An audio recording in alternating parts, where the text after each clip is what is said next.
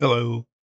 It's Wednesday, and I'm still working on the submarine. So this is Submarine Wednesday, and it says maybe because things are moving along okay, and I got the primer on the bottom of the hull, the dark gray part here, the whole thing gray, and I was going to start masking the bottom. Okay, putting a line of masking tape along here and then covering up the bottom so I could paint the top a lighter gray. But the primer I used is not a model primer. It's just commercial. I guess I can just say it. It's just Rust-Oleum, okay? One of the two or three major brands of paint that spray paint. You can see it's a really nice color. It came out really pretty well. But okay, that's better now. It takes like 7,000 years to dry. I don't know, exaggerating, but it's still a little tacky, and it's going to be that way, I guess, forever. Um, so I didn't want to tape it until I gave it another couple days, and it's either going to work or not. I, yeah, right. That's pretty obvious, right? It's either going to work or it isn't. Um, so what I'm going to try to do here is I'm going to cut some little notches in the box so that I can lay the submarine sideways like this and not have it. No, it's not going to rock. It's staying. Okay. And I'm going to cut some notches anyway so it doesn't move. And the other thing I want to do with it, and you're going to think this is a little weird, but I think it's actually going to be important. Well, first, let me not have that there while I'm doing this. I'm cutting these little notches here in the cardboard box. And what I'm going to do is I'm actually going to put some really soft material on here as like a cushion. Okay, because the cardboard is actually pretty abrasive, and I don't I don't want to scratch the gray paint now that I've got it on there and it looks okay while I'm trying to mask it. So I'm going to spend some time here, and this might be a total waste of time. I don't know. Not like I haven't done that on this stream before. Is try something and it didn't work. So I'm going to try this, and it may or may not work. If it does, well, then it'll work. If it doesn't, well, then it will have wasted everybody's time, and you will have seen an example of something that if you're going to try to do this, don't bother because it's not going to work. So there, that's that's how today is going to start. It's either going to be okay or not, which is pretty much how this thing just works all the time. So I've got this really fuzzy stuff, really soft, cushiony kind of material, and I want it to be there so that the submarine rests on that, and then the gray doesn't, the gray paint doesn't get scratched. So like that, pretty much. This is, if you're wondering what this is the stuffing from inside of a dog toy. And why is it outside the dog toy? Well, because the dogs tear the toy apart and they like to pull the stuffing out. So I want that to stay there, and maybe it will. But to be sure, because it's likely I'm going to be pushing things around, I got this two-sided tape. I've used this in the past with some success in holding different things together. I'm going to put some of this on. This isn't actually very easy to use. It's kind of a pain to use because it sticks on one side really well, but there's this plastic over the other side so that it doesn't stick to itself when it's on the roll, right? But that it's getting that. You can't see what I'm doing. I'm trying to get the little plastic protector thing off of the tape.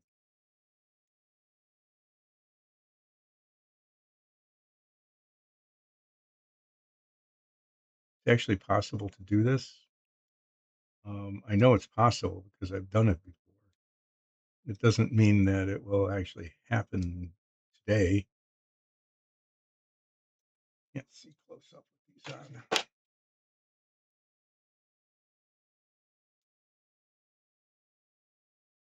So, well, this is a good use of a waste of time. Maybe it's a waste of time. I don't know. It's using time. This is a use of time. Time is passing as I'm failing to get the. Okay, there's a trick I've used this, and I'm just remembering. I'm remembering something. The thing I'm remembering is that if I didn't keep piling stuff on top of other stuff, so I couldn't get to the stuff on which I piled things, I would be able to go here in this box of things, which is stuffed way of too many things, and get a pin. There, I succeeded in getting a pin. Let's see if I can succeed in picking it up again. I think I've done this before. I think I've successfully did this by using a pin to, yeah, to get underneath the paper covering of the other side of the sticky stuff.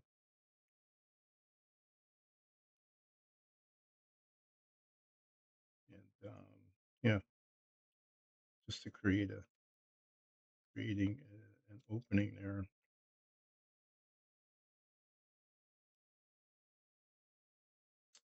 And then it's possible. Ta-da! It becomes possible. Feel that. Now it's sticky on both sides. And I'm going to stick it in this thing here like this. Wrap it around, and like most of the time with tape, it sticks. I find this all the time when I'm taping. It'll stick to my fingers and not to the thing to which I'm trying to stick it.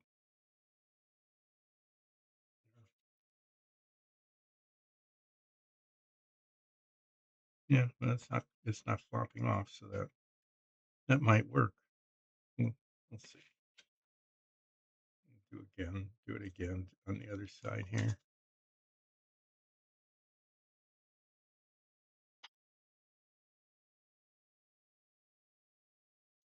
One thing I have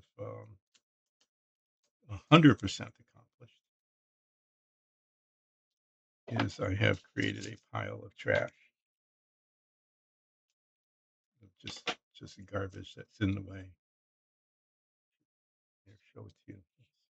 Cardboard bits, little paper from the tape. Yeah, and what I really should do is I should take that and put it in the trash container so that it's just not in the way. That would be the right thing to do. No, this worked last time, but now it's not.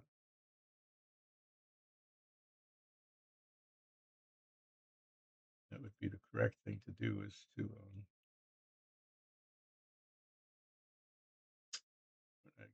when I finally get this off, assuming that it actually happens. By just tearing the tape underneath it. And I succeeded the first time. I went, oh, well, yeah, look, that worked just like it did before. Now it's not only not working, but it's also not on screen, so you can't see it not working. There, I got a separation there.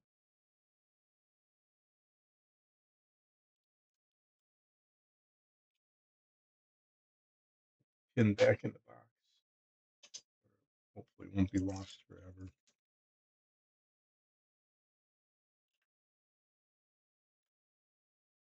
This is messily. This is being very messily taped, but it's okay. It's going to not be visible. It just it just needs to hold on to this fluffy stuff, well enough so that it doesn't just flop off completely. I'm going to keep that there in the box.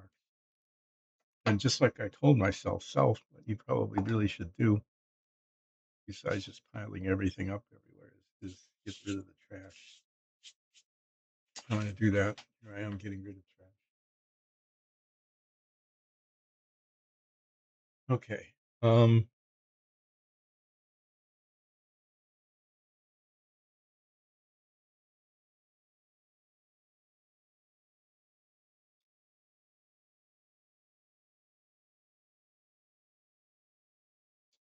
There's a really thin line that I think is still visible, which marks where the tape is supposed to go. I'm going to put these on. I want to see if I can see it. Oh, that was dumb, right?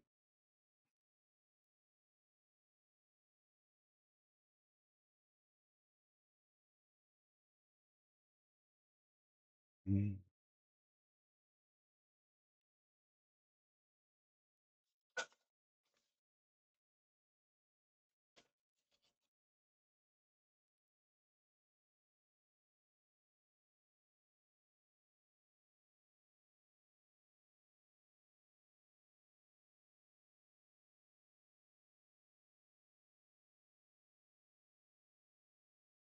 Yeah, it's barely visible, just hardly at all visible, but it is there.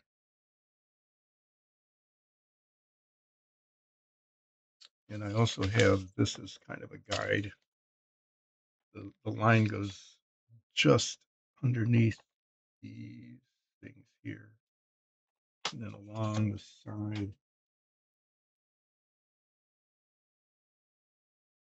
and it just catches the back of this, not completely, but mostly. I'm going to try to use this tape. What I want, and I don't know if I'm going to pull this off or not. What I want is just one long piece of tape without any seams. That is, I don't want to cut this and start over partway through. I want this to be just one great, right? One seamless stretch of tape.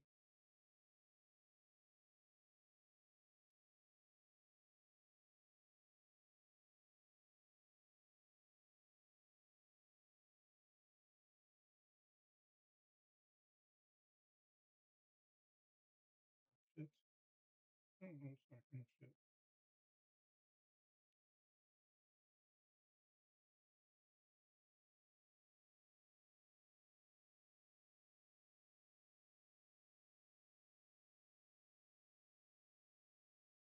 You got some fuzz. That fuzz will, you know,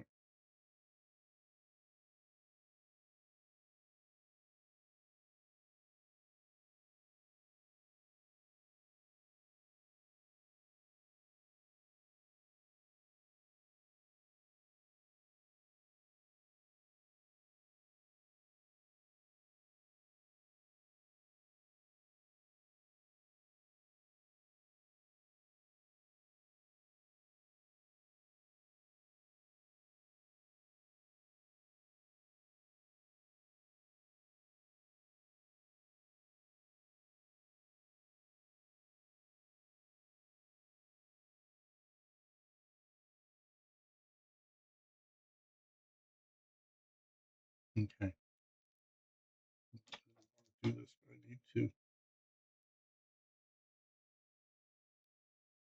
I'm putting a notch in the tape to go around the fin, plane, dive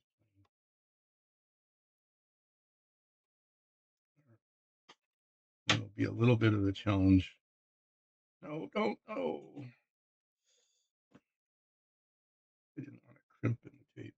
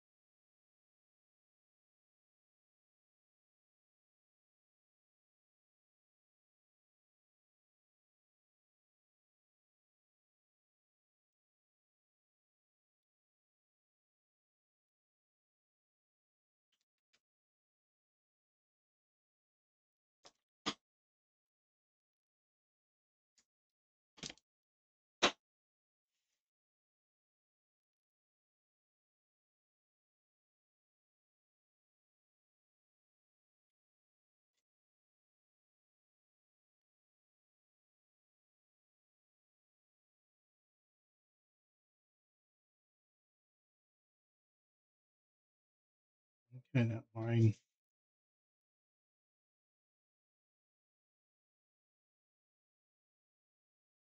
that looks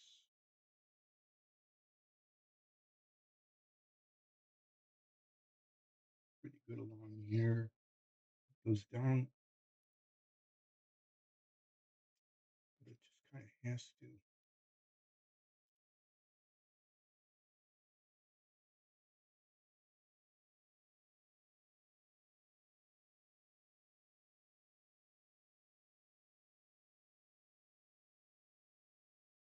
Better. That line is better.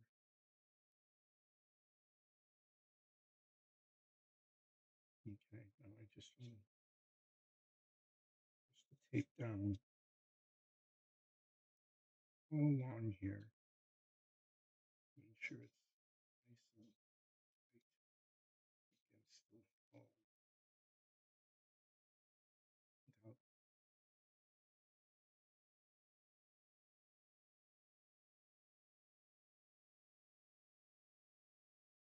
not quite sure what I'm going to do at the end at the back.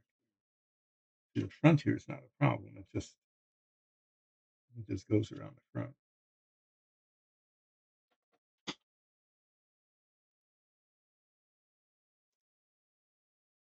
The back is going to be a little bit of a challenge, I guess. I shouldn't say the back, the stern, the bow. The bow looks okay.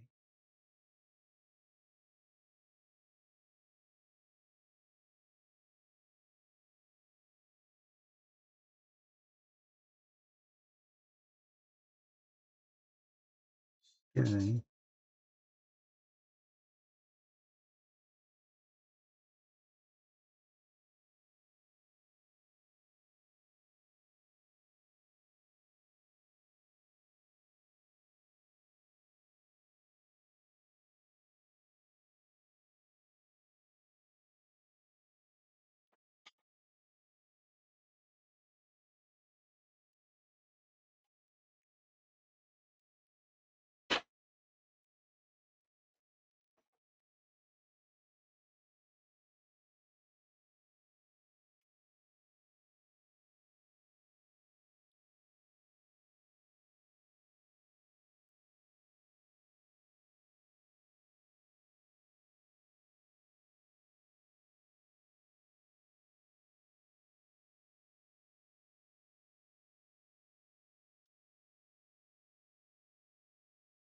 Just kind of, and that's what it does. It just kind of comes to an end there.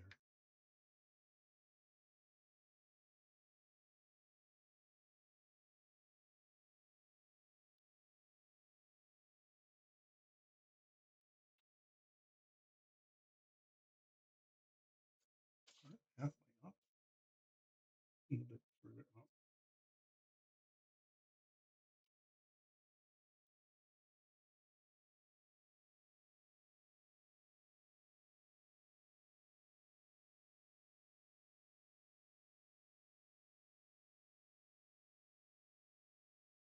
I'll have to mess with that later.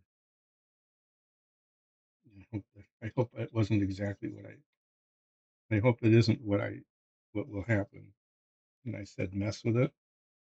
I don't I don't want to make a mess of it later.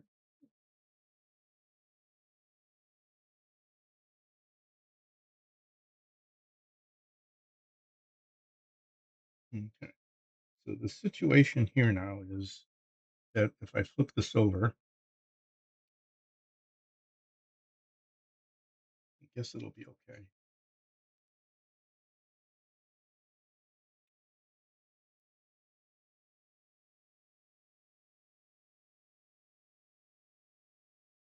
Put a notch again.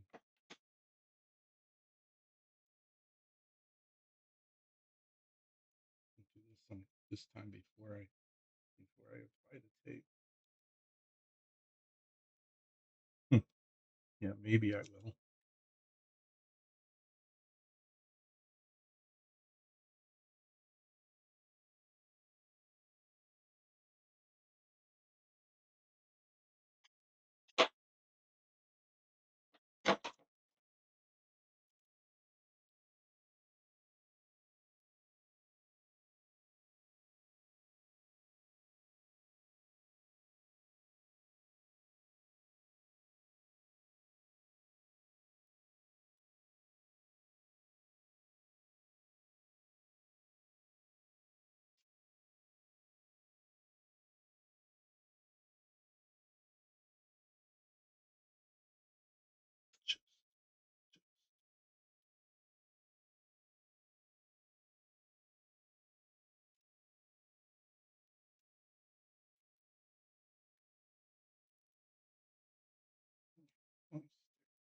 Finger, please.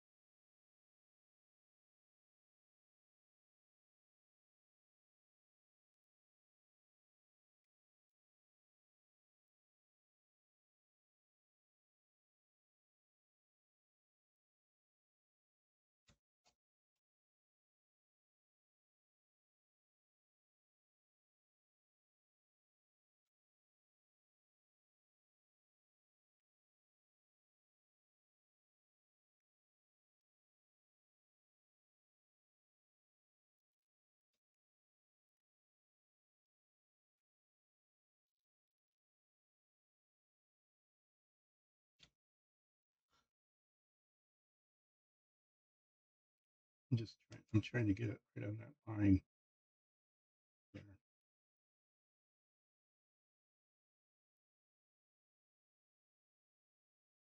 These glasses just distort things just a little bit, enough. Make it difficult.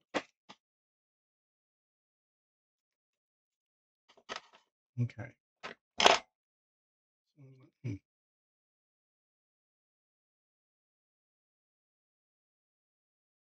the anchor is just on one side. Okay. The tape changes color just a little bit when it's pressed down. It gets darker.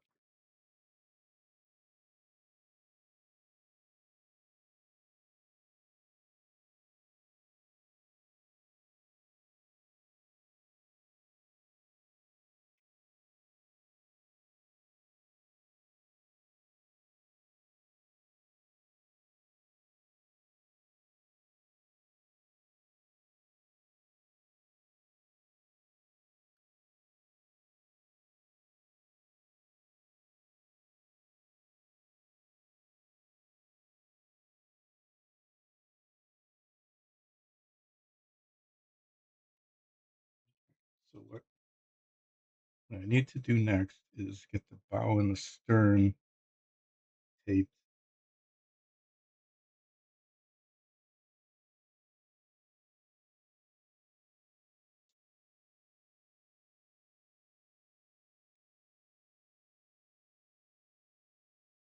Okay, that didn't work.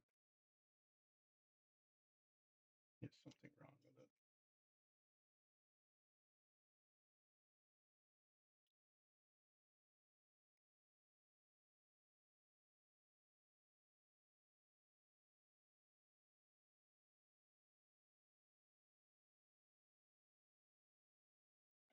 There's a little point of tape there. There.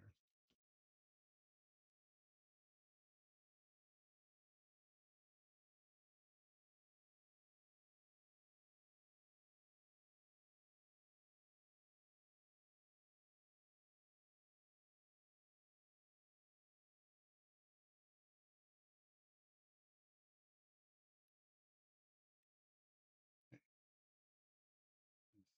it on there. Nope, didn't get it. Messed it up.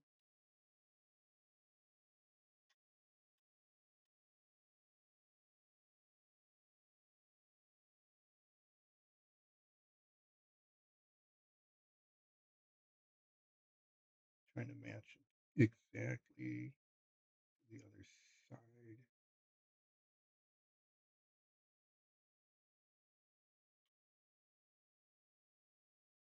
I see how that. Yeah, that's the problem. Is that it because of the shape of the hull, when it bends around, it wants to go up.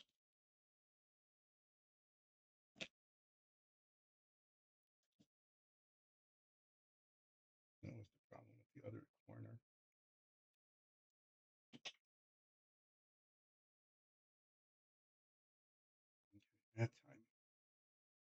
almost worked, except for that tiny little snip of tape there. There.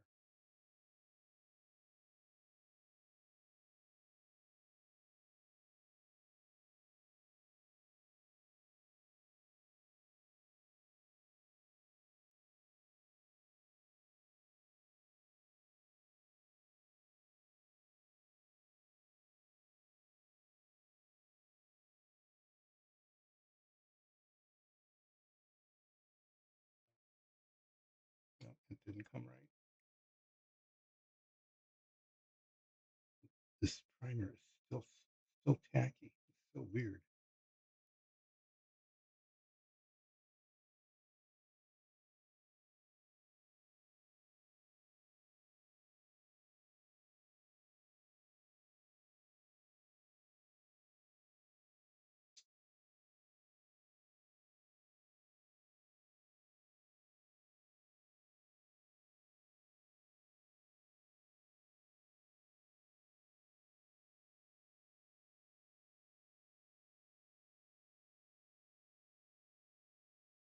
Okay, that time I got it.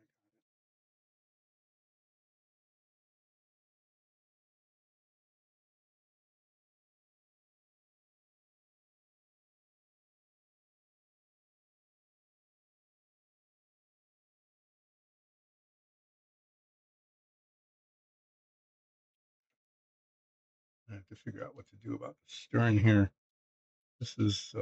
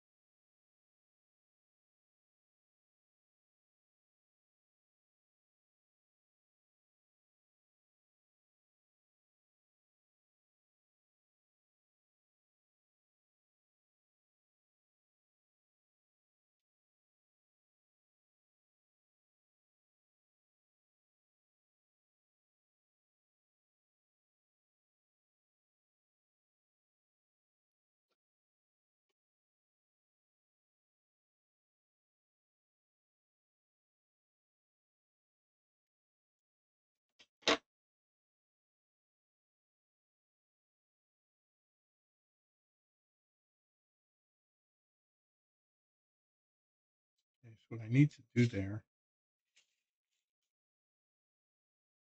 is I need to get a piece of tape across that.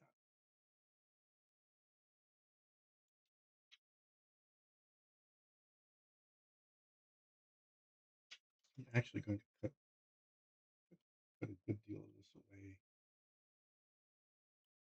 It'll all be covered later somehow. I haven't talked about how that's going to happen yet, have I? But it will somehow.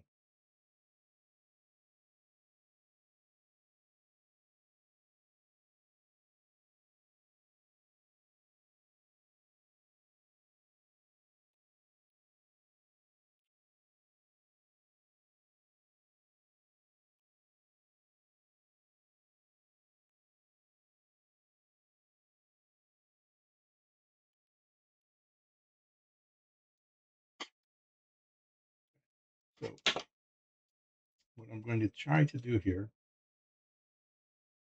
is get a nice clean line. If I can get the tape off of my finger, because I want a line across here between those two pieces of tape. Okay, and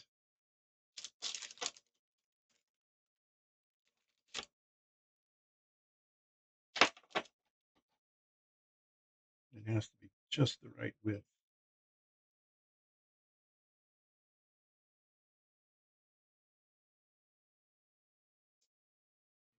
I'm going to attempt to cut a piece of tape just to that exact.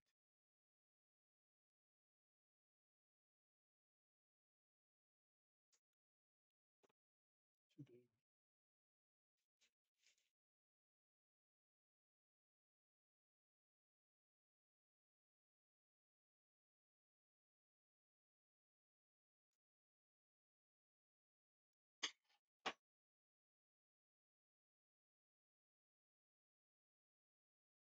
You have to use tweezers for this.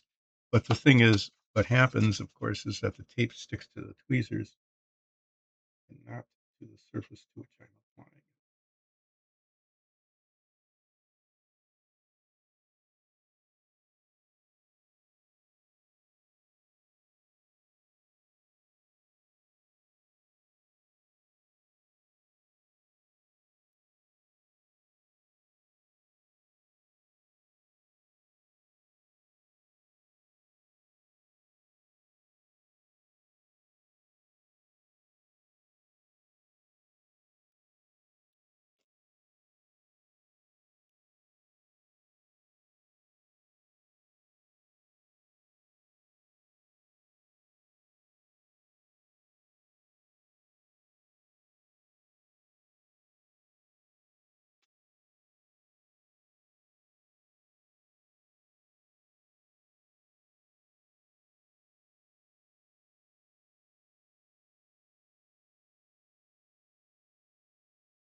You know, think I think that's going to work. Going to work as well as anything is going to work.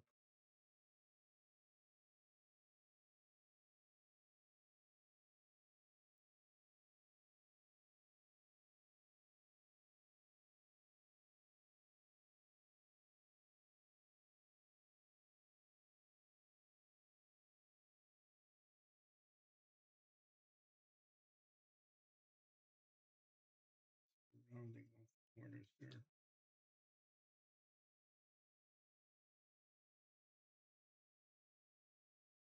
Oop, oop. That was the wrong thing to do.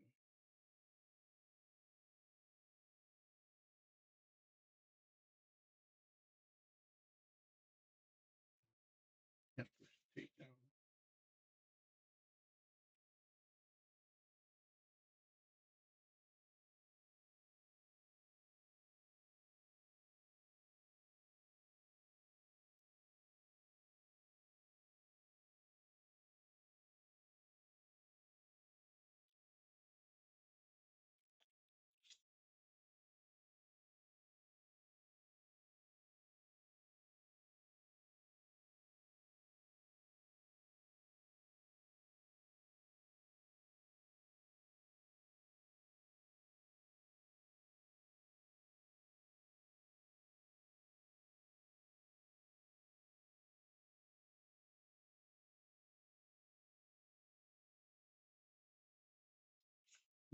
You're wondering what in the heck is going on.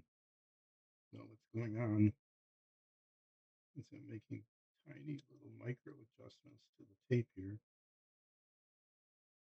to kind of round off the corner and hope that that actually stays that way when the paint goes on.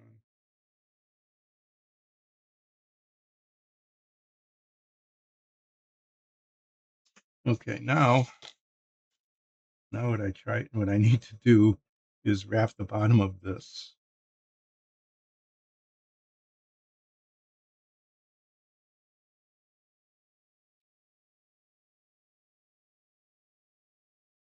I'm going to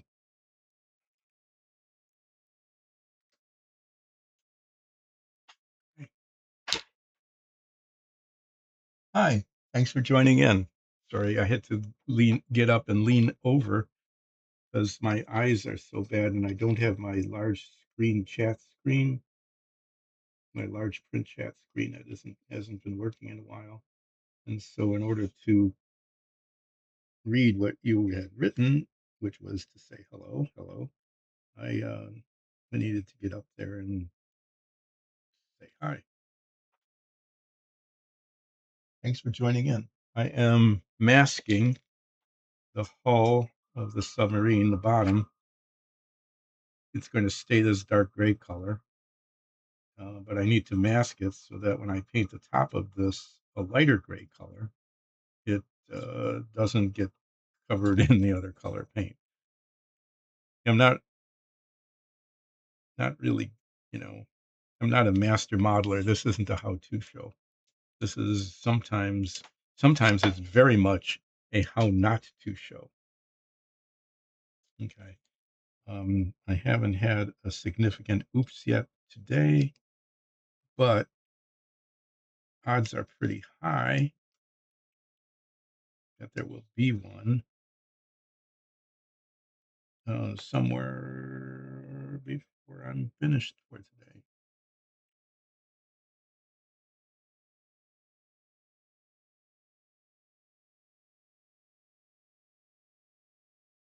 I don't like how that little spot is with the tape wrapped around.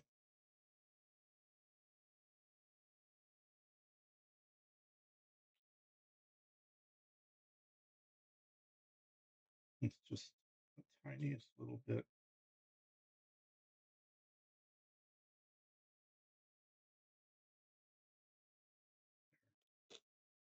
It's the tiniest little bit not wrong. I don't need these on for this. Those are my head magnifiers, which I use when I need to see something close, you know, larger than life. I'm very hopefully carefully covering up these delicate bits here. I don't have to be quite as careful with, making sure it's sealed there because it's like over tape, tape over tape.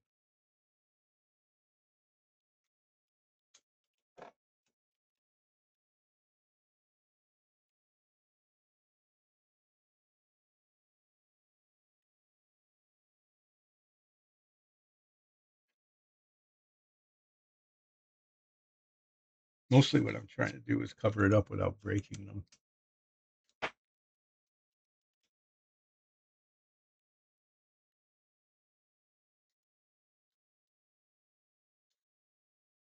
So not breaking them is a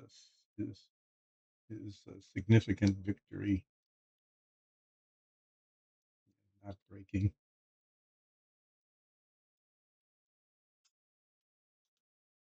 It doesn't. Usually, this turns out to be very much not pretty. There are probably some people out there whose masking is just gorgeous. It's even better than their painting. For me, that's not the case. It's just as long as it's covered.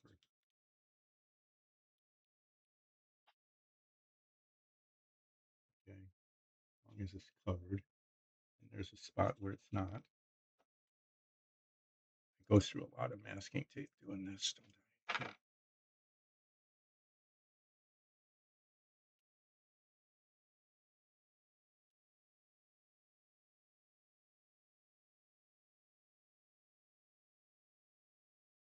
Okay. So I was thinking of covering this with a piece of paper and saving tape, but I'm giving up on the I don't need to save tape. I just need to make sure it's covered. So I'm gonna just use a whole lot of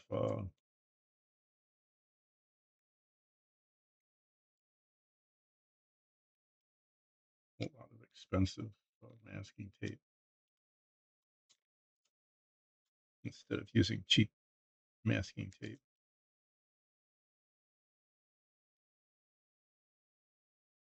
Why not? I'd rather use up expensive masking tape and have it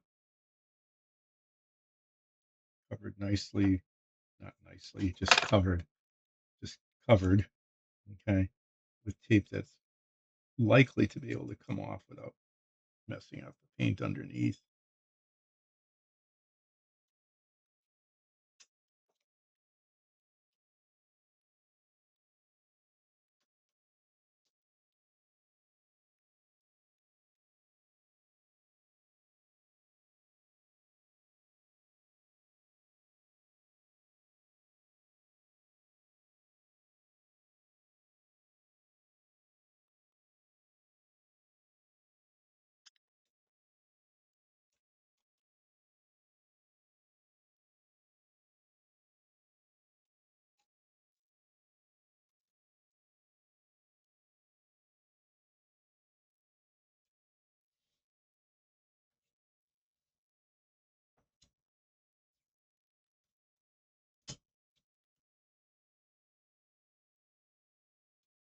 Apparently, I can't put on masking tape and talk at the same time.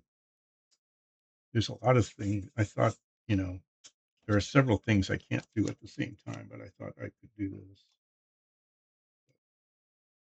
Apparently not.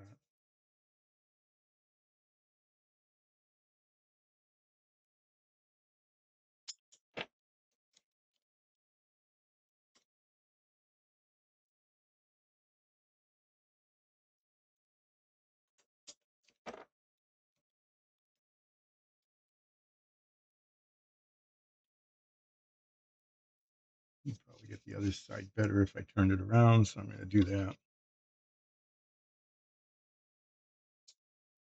Yeah, it's getting to be, you know, masked. I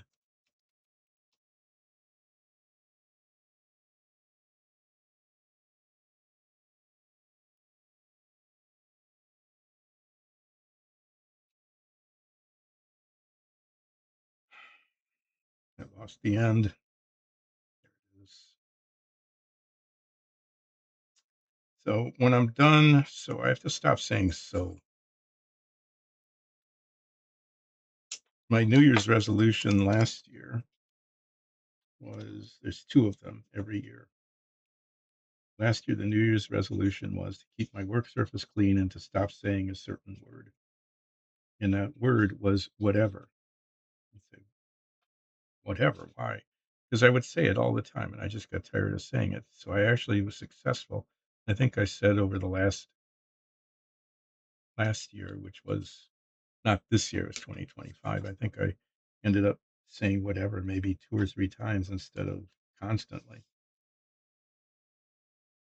And then I succeeded at that resolution because I didn't say whatever. I'm saying it now, but just not saying it, just I'm just using it as an illustration of what I succeeded at doing, which was to not say that word as often as I was.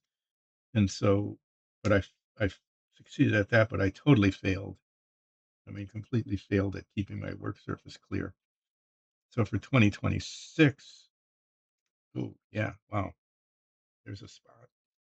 For 2026, my New Year's resolution was to keep my work surface clear and to stop saying a certain word as much as I had been. That word this year is like, as I found myself saying like a lot, kind of like Maynard G. Krebs on the Billy Gillis show. I don't know why. You, if you don't know what I'm talking about, look it up on the internet. I'm sure AI will make up some sort of story about that, what Maynard G. Krebs was, and it'll lie about it and not get it right. But still, you know, he's so I've been pretty good at that. But I have also continued to fail. I've continued to fail at keeping my work surface clear. I've just got stuff everywhere. I'm going to have to take some time actually to clear this up, clean this up. Um, I'm just looking this over to make sure I don't have any real gaps anywhere.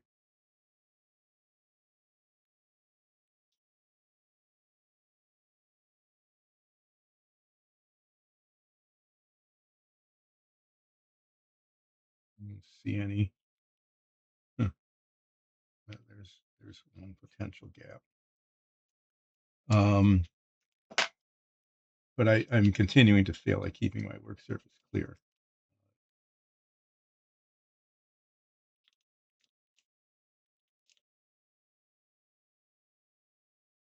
There's way too much tape on some parts. Hopefully that's not a problem. It's just a waste of tape. As long as there is enough tape on other parts that need to be covered in tape. Before I paint this, I'll push down the push down on the edges, you know,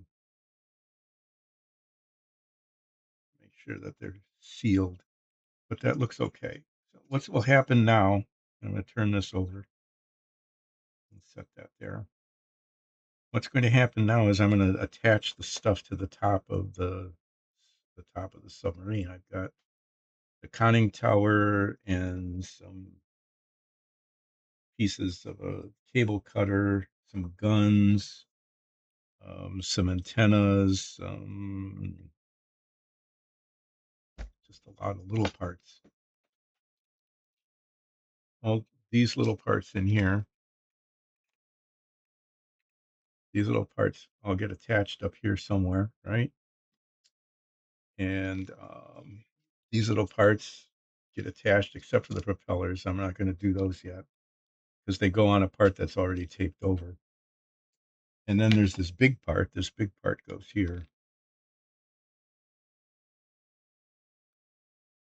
facing the correct way. This big part goes here like this.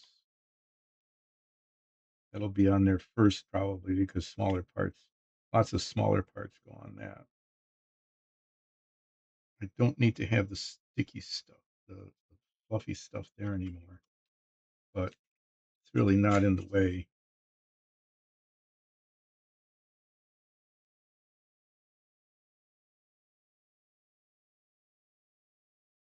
I'd like it to not wiggle around quite as much. Oh, I see what the problem is. The problem is now the hull is like V-shaped and this is flat. So what I'm going to do, what I'm going to do actually is turn this around.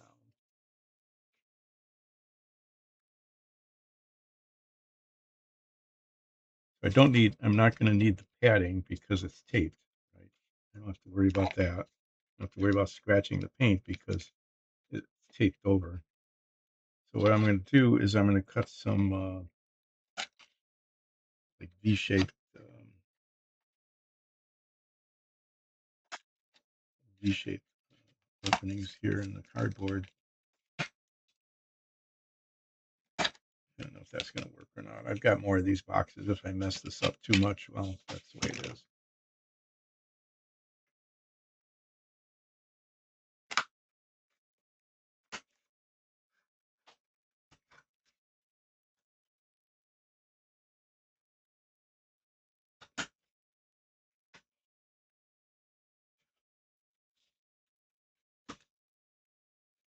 Let's see if this is any better. It may or may not be.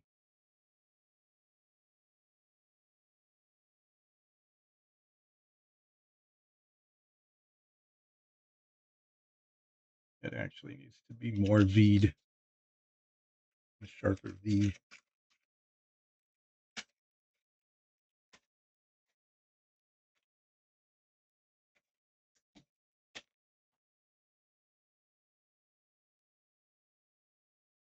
It's not too bad.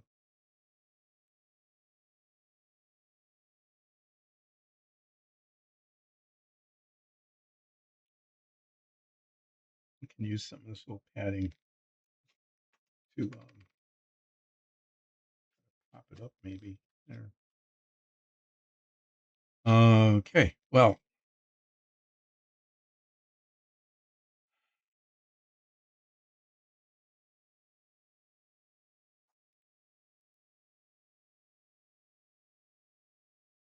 actually want to turn the other way. It shouldn't make any difference really, but it actually kind of does for me. I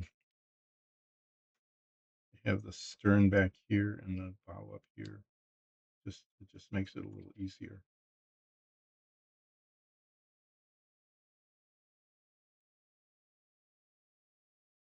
Probably because I'm so much right-handed. So what will be happening here is I'm going to be completing the top, everything on the top of the submarine. I'm going to be doing assembly of all the parts. All the little parts are going to be assembled except for I'm not, geez, that would have been so dumb. If I put these guns on, that would have been incredibly stupid. Why would it be incredibly stupid? Because I'm going to be priming and painting this a light ghost gray color, a light color, because the top of the submarine is a different color than the bottom. Okay. But these guns are black. And if I were to attach them and then paint it, I'd be painting over the already painted black guns. Wow. That would have been a really stupid thing to do, and fortunately, I stopped myself from doing it before I did it. Okay, so this is gonna go on first.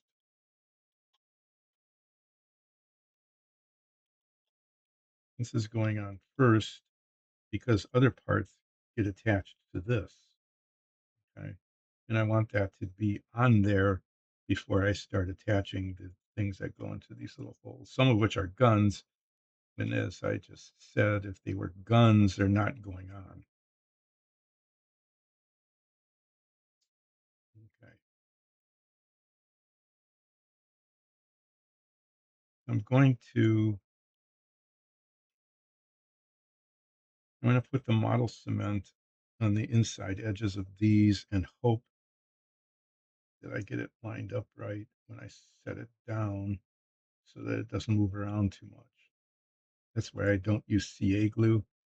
I keep reminding everybody over and over and over and over and over that I don't use CA glue, even though it's highly recommended, because I can't count on myself to get the part set correctly. And with CA glue, it could grab right away,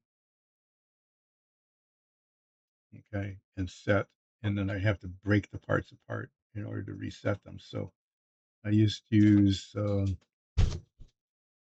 model cement and often contact cement, which gives me a little bit more. It doesn't bind quite as well in the long run or short run, even, but it gives me time to reposition things that I have failed to position correctly to begin with.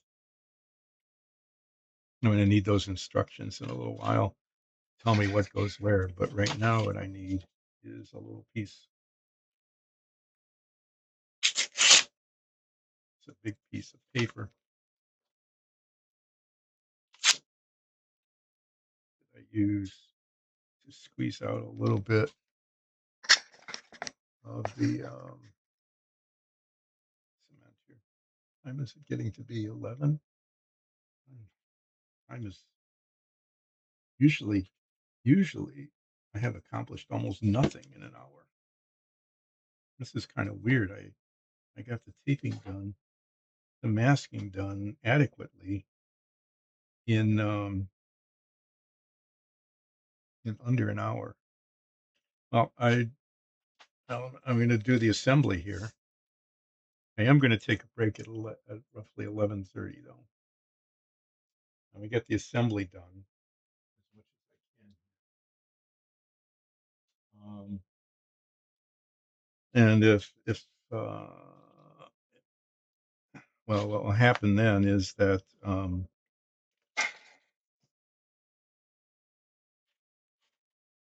won't be able to do anything else once the top is done. The next step will be to prime and paint the top, and I can't do that today. I'll have to do it. I can't do it on screen because I use spray paint, and I have to do that in a well ventilated area, not on the workbench here.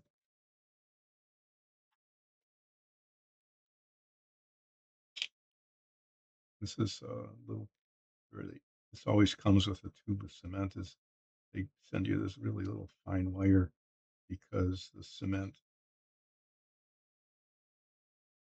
hardens at the tip of the tube, and then when it hardens on the tip of the tube, it doesn't come out. Whoa, where did all that dust come from? That was not good. I just got a new nose full of dust. Okay. So I want to apply this sparingly around the inner edge. I don't want it to show around the outside, but around the inner edge of the conning tower here. To turn it around to get the other side because I can't do things ambidextrously.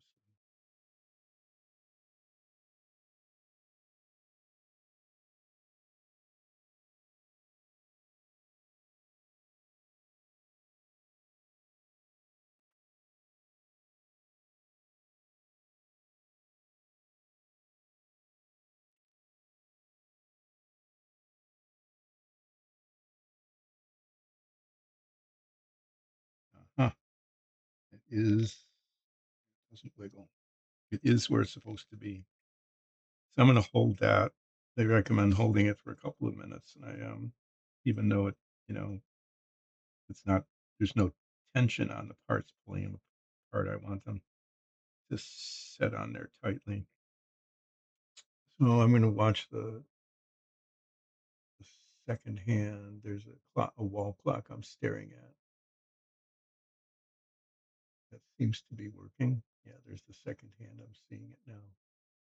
Moving around, and I'm going to give this another minute and a half. So once it goes around 1.5 times from where it is now, I could see it better if I had my glasses on, but I'm holding this, so I can't put them on.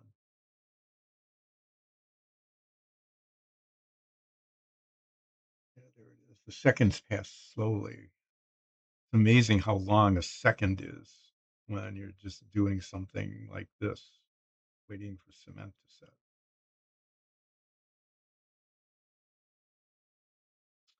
So after another 45 seconds,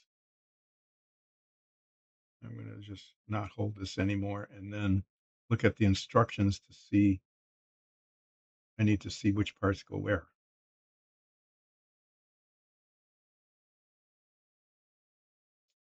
I, there's some parts that go in the way back there, and then some parts that go in the way front there. And there's some parts that go on this.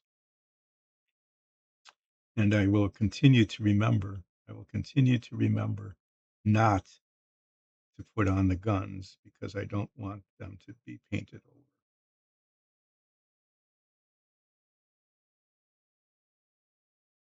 So when I get these parts stuck on, it'll probably be about time for a break. Um, yeah. And then when I come back, I'm going to go back to the thing that I unboxed. I did an unboxing on Monday of a 1/32 scale P-38 model that was given to me as a gift. But my brother gave it to me as a gift, and that model has that plane has some significance because my father in World War II was an aerial cadet. He didn't get into combat because he was too young to join until like 1944, but 45. But he was learning how to fly P-38s. That's what he was being trained on. And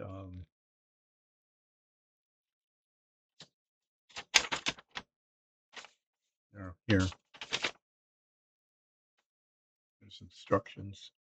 So this, I just did that. All of this stuff on the bottom, except for the propellers, have been attached, and I painted all of that in one bit. Okay. So now I'm on to these parts of the instructions. Okay. The winter garden is this, and the bridge is this. I assembled those before putting this together because there were gaps that needed to be filled in, and it was just easier to do that um, before it was attached to that. So it's all these bits, the capstan and the mast. The capstan is way tinier than that. The cable tripods, the cable cutter, the periscopes and the antenna, all that stuff. There's some bits, 3 bits go in the back, 4 bits, 4 little bits of things go in the front. And then there's 2 things that go on here that are not guns. The cannon goes there. 2 machine guns go there. These are anti-aircraft weapons up here. I'm going to do the ones on the back first, the ones on the stern, because I'm right-handed and these will be easier. These will be easier to put on for me. The parts probably won't be easier, but the location will be easier.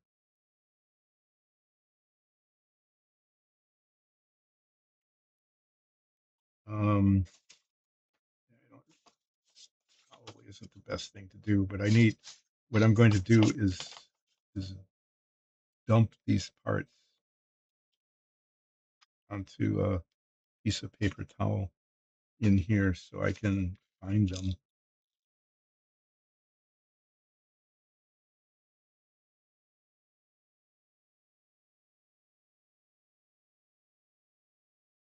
There goes there. This and this and this are the parts that go in the back, the stern. This and this and these two support things go on the bow. And these go there, and I'll do those maybe last even.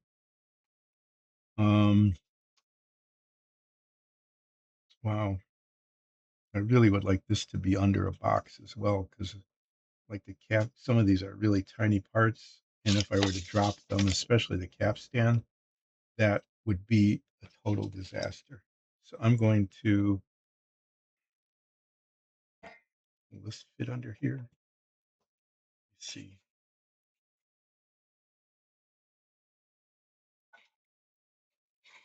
No. Ah, that's the kind of thing I do, is I bumped it. Okay. And I'm really careful doing something here, and then I've got my other hand in the way, and I just bumped into something.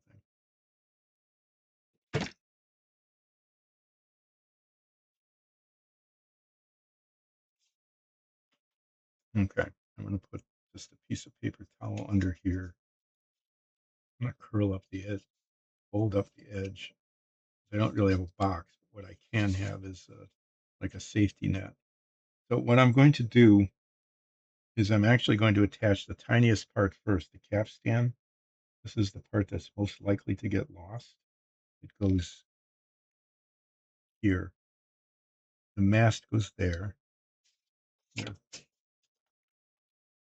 mast, which is also much smaller than this looks, goes there. The capstan goes there. And then the tripod, which is a big piece, goes here. That's not a problem. I'm going to put on the caps, put the capstan in its opening.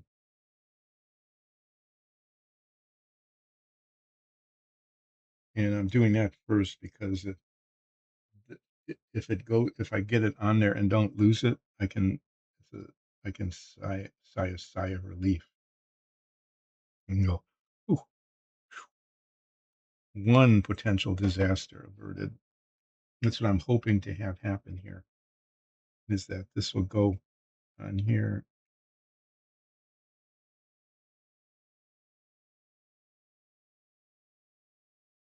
And not get lost. And it's on there and it's not lost. That's good. Then I'm going to put the next bit, the little tiny mast here. You'll see in a second. Ah,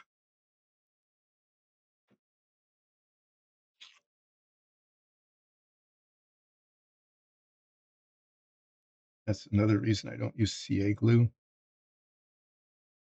Is not only do you have to get your part attached in exactly the right spot, but you also have to not get it everywhere where you don't want it, which I did. Okay, so this needs to go in there, and then it needs to be um, oriented vertically. So I'll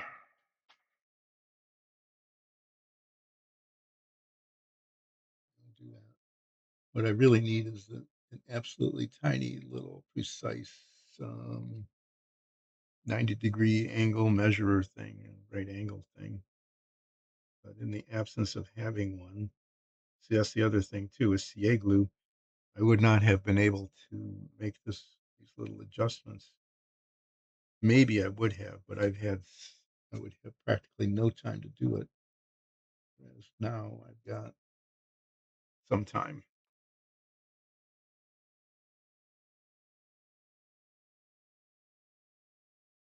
It wants to lean toward port for some reason. I don't know wants to lean port.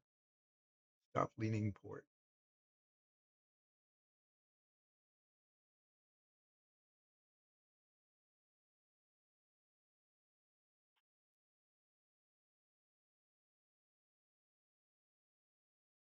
Okay, that's straight.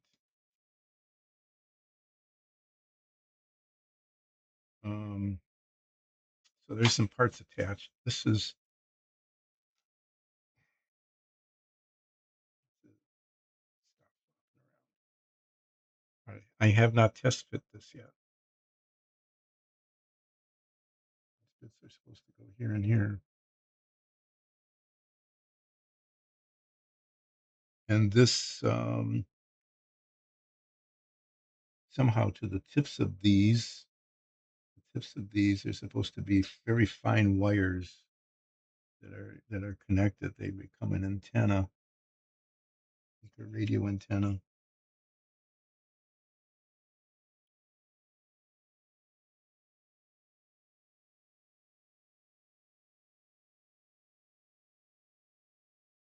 Yes, is leaning port and bow.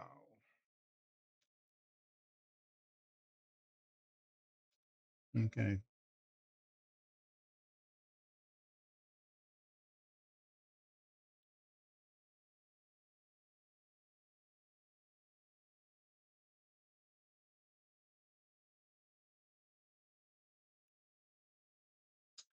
Yeah, and the cement, of course, there's way too much of it.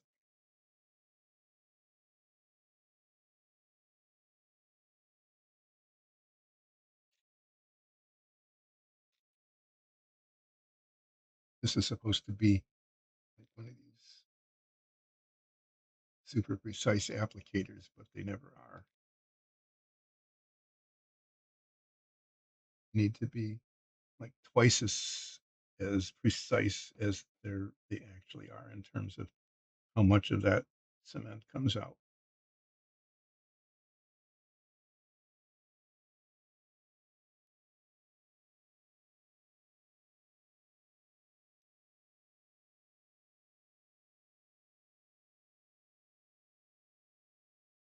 And that's what I mean about being able to get the piece in place, right? Like, how could one mess that up? Well, one can mess that up by being me and not there. Yeah, it wasn't even close. It wasn't even close to being in the right place.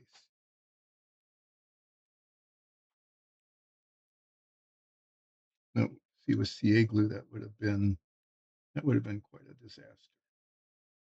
So there's little shiny bits where the cement is showing. And what I'm going to do is let that set and then get a little tiny piece of very fine sandpaper and rub that down so that it doesn't show under the paint, which it actually, believe it or not, can do. So those bits are now in place. So now up in front, um, we have another one of those cap stands.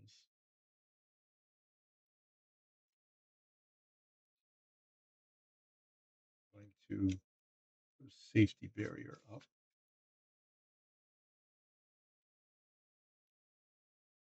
and attach that first so that I can go, I didn't lose it. That's what I'm hoping. So all work together with me here. Have a I didn't lose it moment, okay? And don't bump your sleeve into the already attached bits.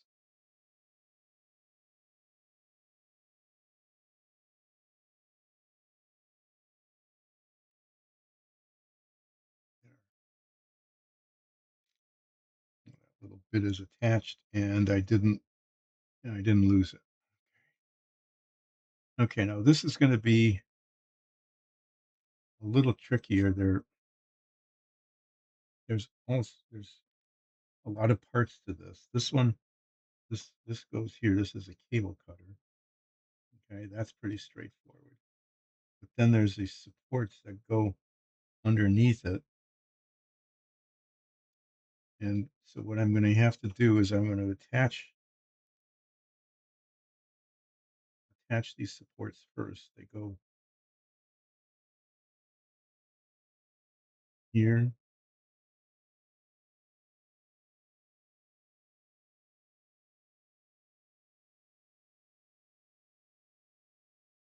and this is where I want this. Oh, I need to rotate this.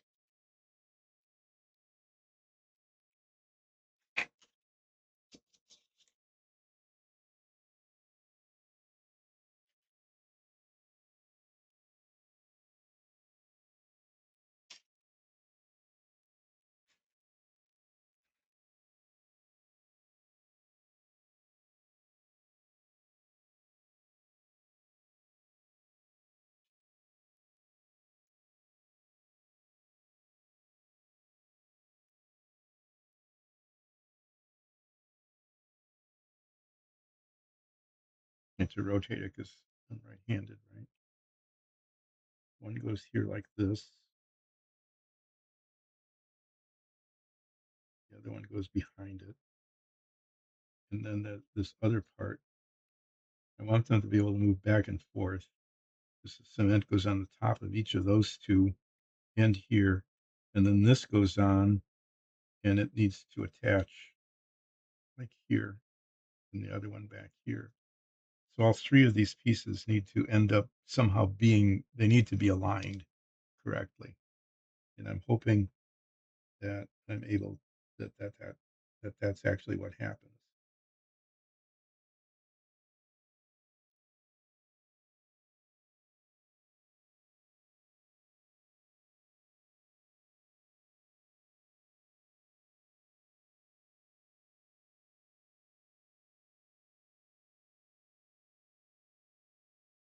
See my left hand for something. This is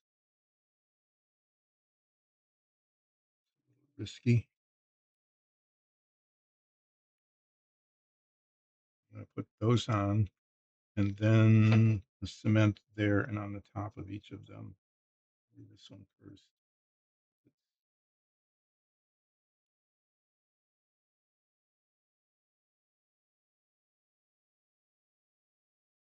Back and then do this one.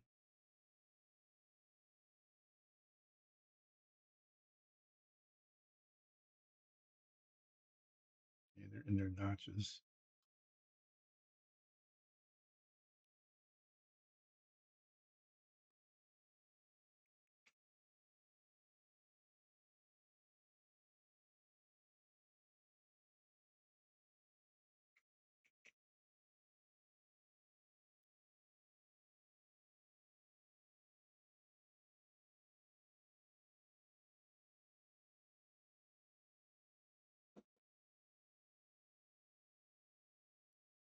And then these all need to line up.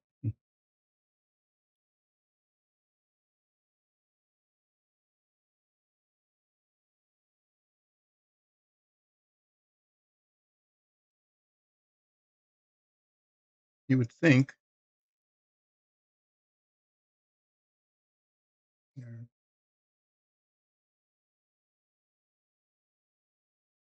yeah, see, they weren't supposed to be vertical. They're at an angle like that. So all those pieces are now pieced together. Yeah, and then there's cement showing. Like I said, what I need to do is get some really fine sandpaper once that's set, and sand that so that it's not shiny.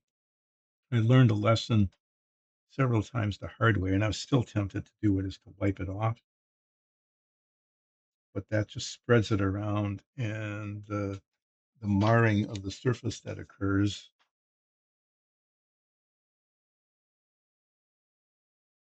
is just more significant if you spread it around than if you just leave it and then sand it later. Okay, so I've got two more bits to put on, the periscopes and the antenna. The antenna is really tiny, and it's going to be. I tried to test fit it. It's actually quite difficult to attach it. Um, but they need to happen. After these go on, I am going to take a break, which will be usually somewhere between 10 and 30 minutes. And after that break, why is that? Why is there a gap?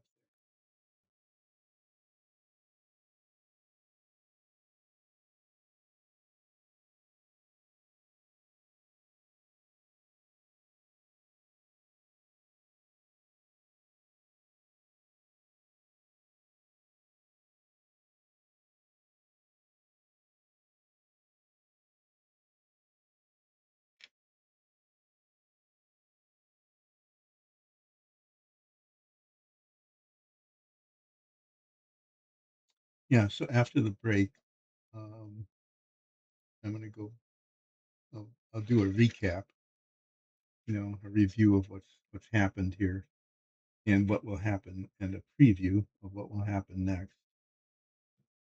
We'll do those two things, and then I will go back to the P-38 model. Okay, this this is not ambidextrous. One of them has to be in the front, and one is the back. Okay, the periscope. This is the periscope, and this is actually like an antenna that says on the instructions. It says periscopes, but there's really only one periscope. The other one isn't a periscope. Oh, you know,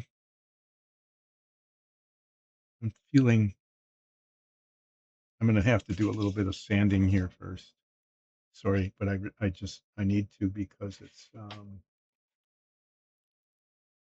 not right. There's a mold a molding seam on it. I thought I'd clean this up well enough, but I didn't. There's still some here. You can see it there and feel it. So it's like I got the base of this, but I didn't get the antenna and the periscopes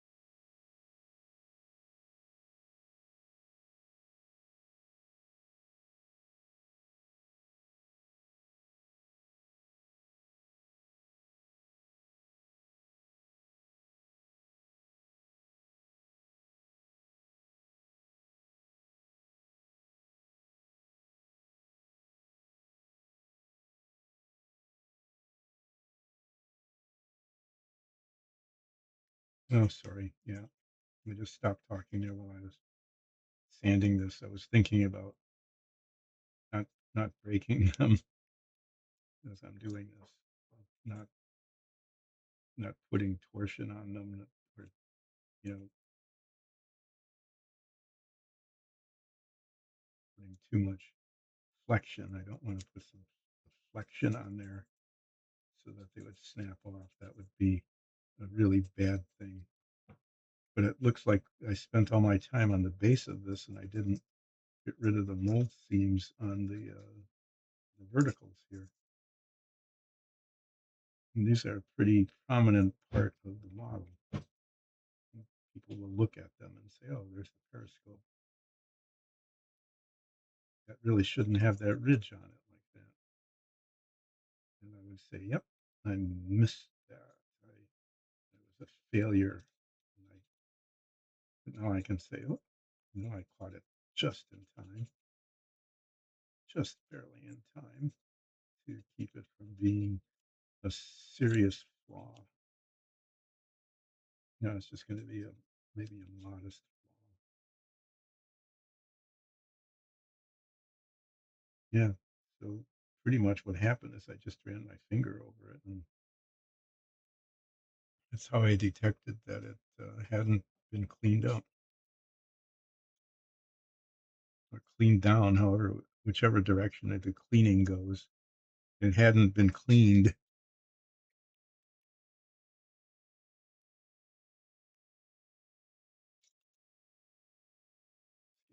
Sanding dust off of them.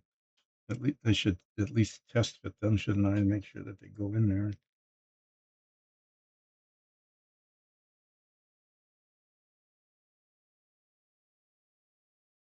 Yeah, it's a good thing I'm test fitting them because the the rear peg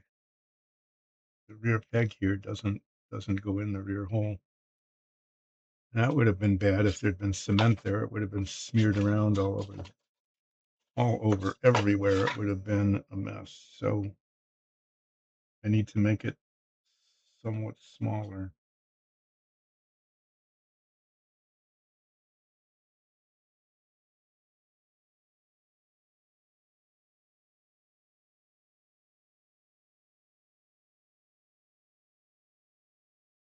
Hmm. Discovering more flaws.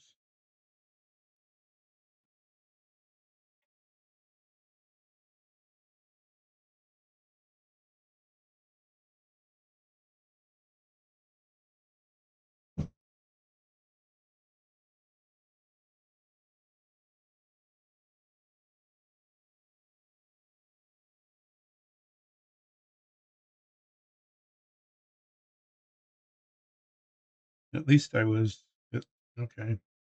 So this could have been really a messy thing, and fortunately, I haven't messed it up yet. But I found out one that I hadn't cleared the molding seams off of the periscope in the radio antenna for this thing, and the other was that I needed to test fit the part.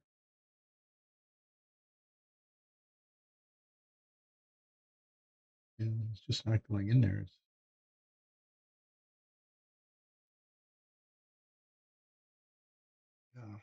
I can either make the hole bigger or the peg smaller, and I'm going to make the pins smaller.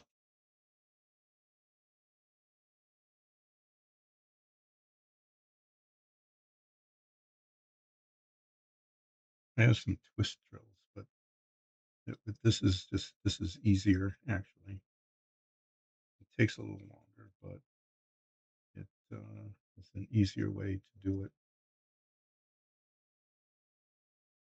Although drilling the hole larger would be less like I almost did there if the file slips, right? And I put gouges on the front of this bit, but actually in this case it's the back.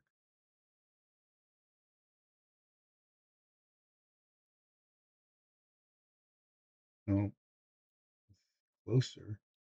Yeah, I'm gonna get the twist drills and see if that works better.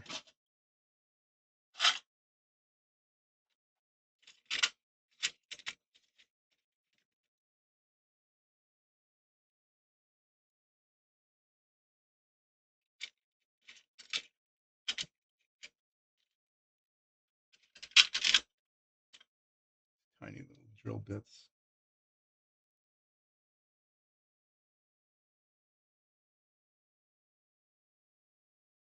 Got a handle for these. Maybe that would be a good idea to use that.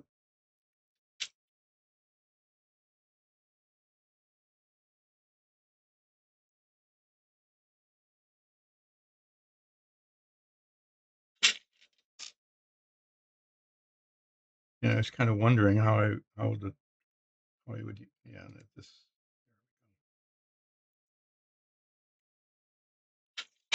and look at the mess I'm making here.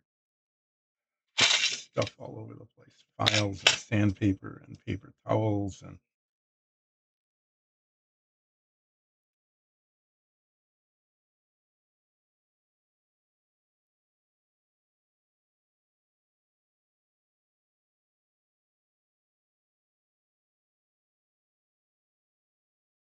I don't know that hole is very much larger.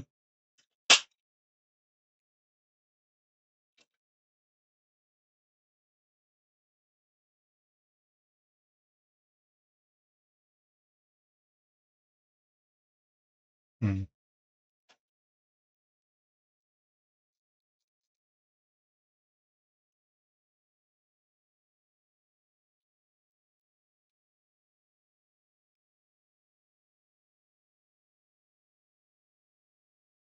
And now it fits. Yay. Well, that was the right decision. I'm going to get these things out of the way.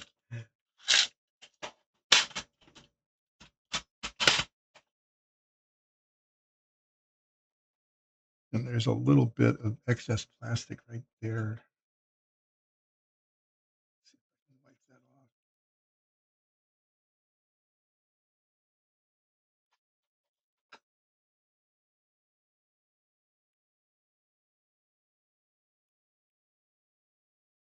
There. Okay. Well, let's make sure I got this oriented right. The periscope faces forward, which is here. That's the 4.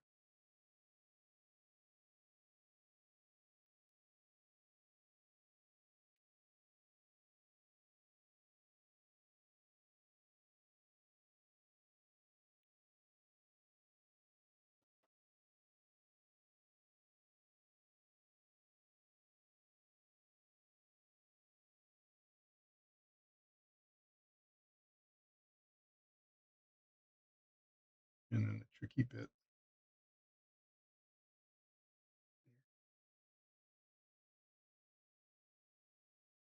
I just want to make sure that they're vertical. Yeah. Okay.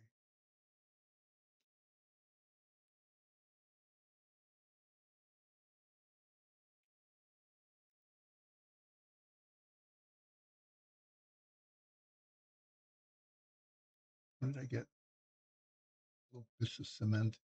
Little bits of cement everywhere. It wasn't even close to that. Okay, this last bit. This is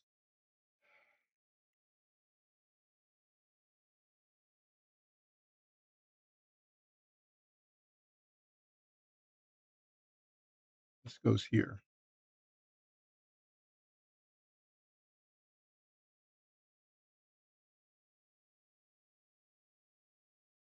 Put the cement down and then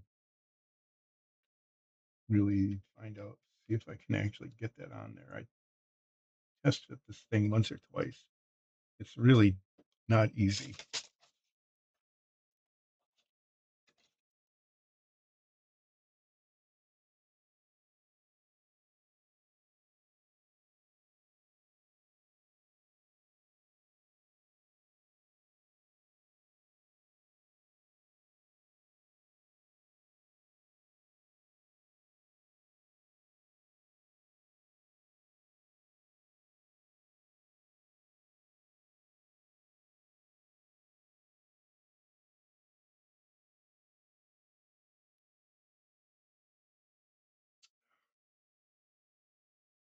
It's a little bit.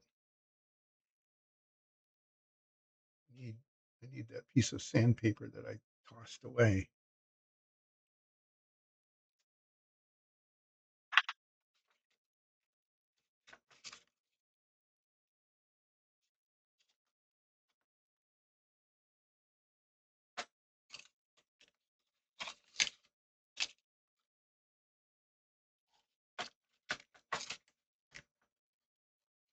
Where did it go?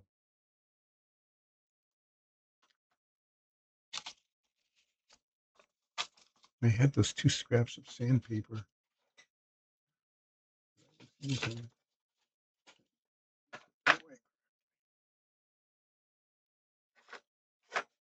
Okay, I had damaged this and I put some filler on it and it looked okay, but now there's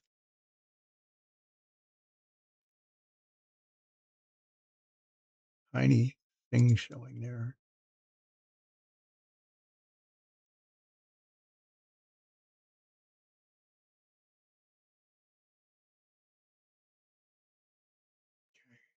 to get this oriented correctly. And then on the tweezers.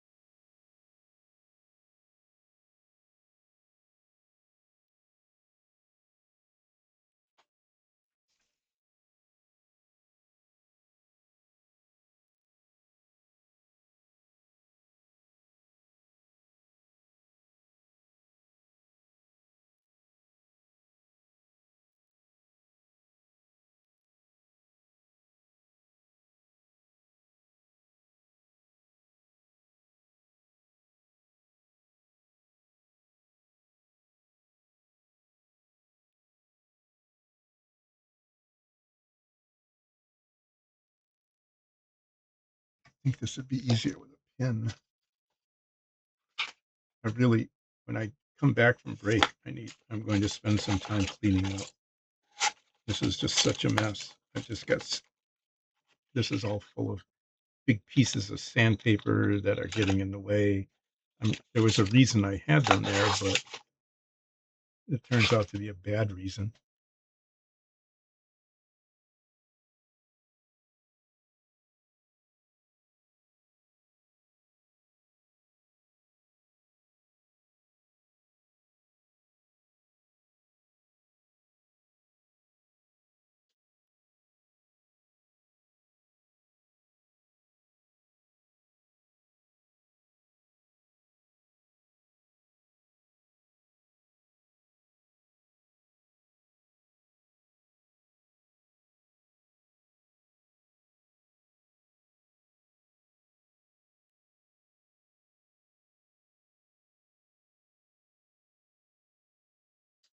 Okay, well, it's attached. It actually looks okay. Um, it seems to be oriented vertically okay. And in terms of its rotation, it looks okay. All right. Put that back in the box. So the parts are now attached. Okay.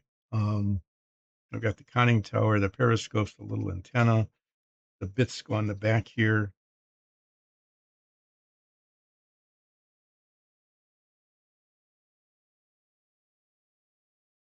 The mast is leaning forward like it was before.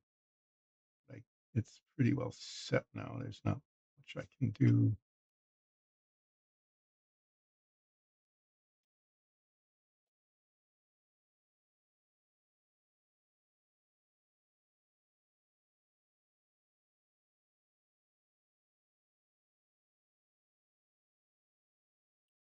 These are okay.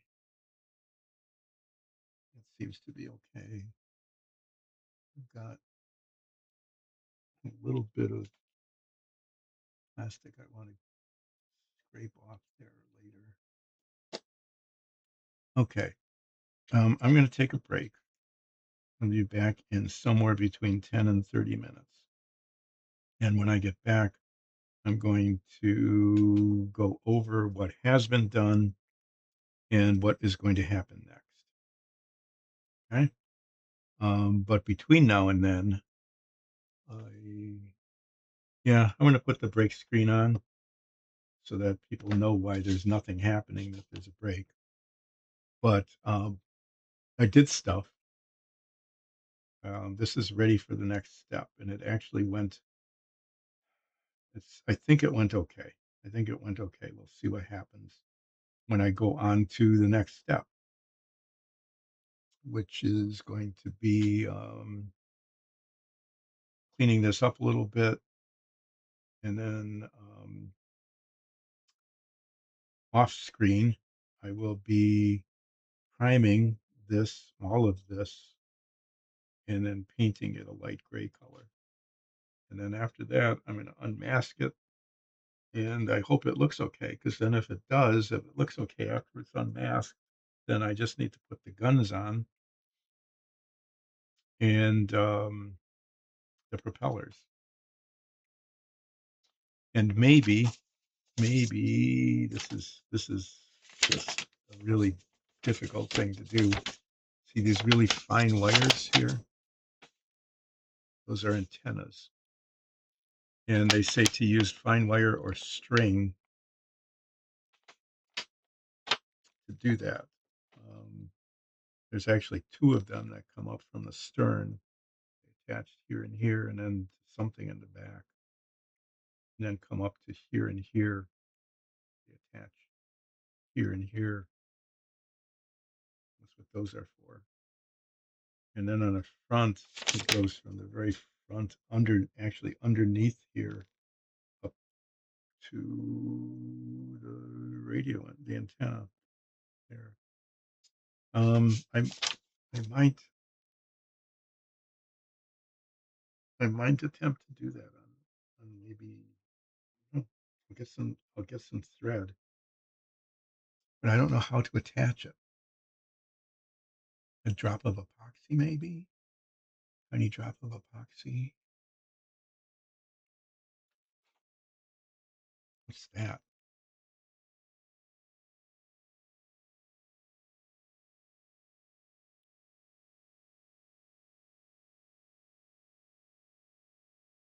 Is it just flaws in the plastic? Um,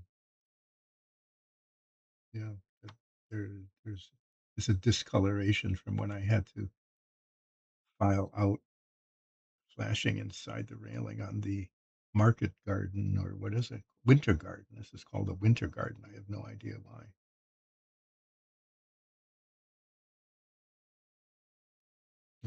That's a weird name for a piece of a submarine. Okay. I'm going to take a break now. When I get back, I will talk about what has been done and what will be done on the submarine. And I will be spending a fair amount of time cleaning up, and I'll be talking about cleaning up. So I'll be back in somewhere between 10 and, oh, hi. Thanks for dropping in. I really appreciate it. Um, yeah, your timing has been a little bit, well, okay. Maybe I won't take a break right now because some people dropped in on chat. But I'll take a before the break. I'll just explain what I'm doing. This is not the Dungeons and Dragons show. Okay, Dyson Dungeons, which is what this, the sponsor, not really a sponsor. Okay, I'm part of Dyson Dungeons. We put on a Dungeons and Dragons show. It streams with a live chat on Sundays at 2, and you can catch old episodes on YouTube and listen to them as a podcast. It's been going on now for almost 2 years, I think. Um, we recorded ahead of time and then show them on Sundays. And I think we're on like episode 107 or something. Um, yeah, I mean, we're really far along in the campaign. Our DM says that we are in the the final episode of this particular campaign. So it's has a lot of longevity, and we plan to continue to keep it longevity. We're going to keep going. So this particular stream started because we build our own dungeon tiles. We do them on a 3D printer and our own minifigs that we use on the show. We create dungeons and have our minifigs walk around on them and get attacked and attack back. And in my particular case, pretty much being mostly dead at least twice. I think maybe three times. But even I was so mostly dead that I failed my one of my saving throws before somebody gave me a health potion. That was very nice of my group member to save my life. Uh, so yeah, the important thing is to watch the Dungeons and Dragons show. But when I don't have any dungeon tiles or minifigs to paint, which is what this stream started, it was if you're going to be painting them and they have to be painted for the show, why don't you just go ahead and stream it. And so I've been given um, surplus material from our studio, like a surplus mic and a surplus ring camera and a surplus face camera. And that's what I do is 3 times a week, usually from like 10 until 1, usually is I build models because I don't have any dungeon tiles or minifigs to paint at the moment. And the one I'm working on now is the U-505, which was a German submarine that was captured during World War II and is now located at the Museum of Science and Industry in Chicago. And if you ever get to Chicago, you can go to the Museum of Science and Industry and actually take a tour of the inside of the submarine and see the whole history of how this was captured. And I have in the past had a very large print chat screen because I can't see very far.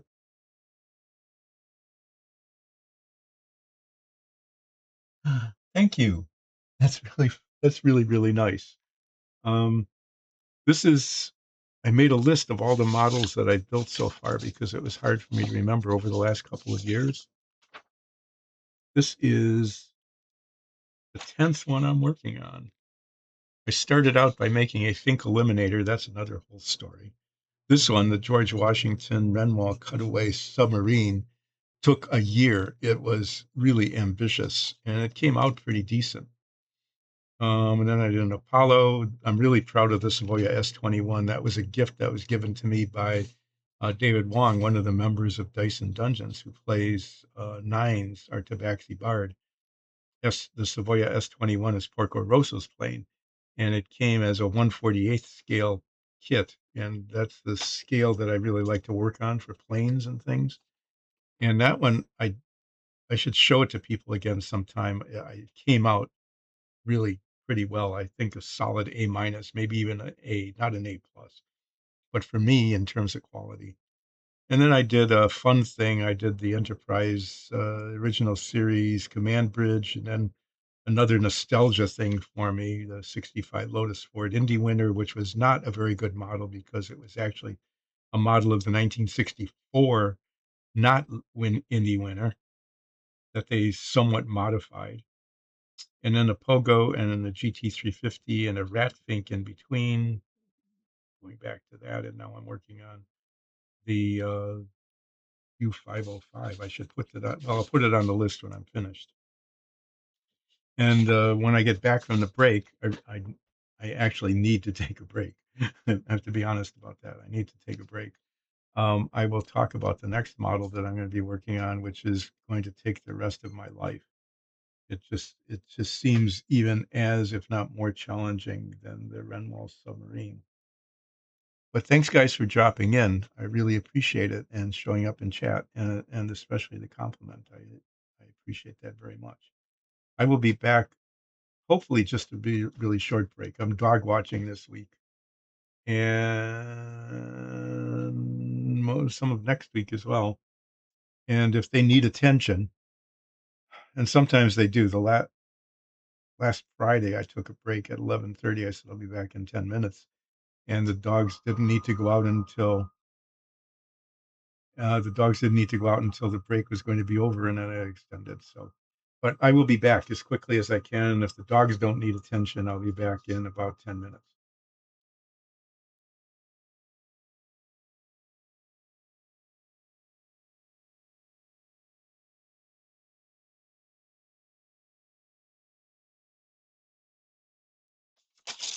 Oh, yeah.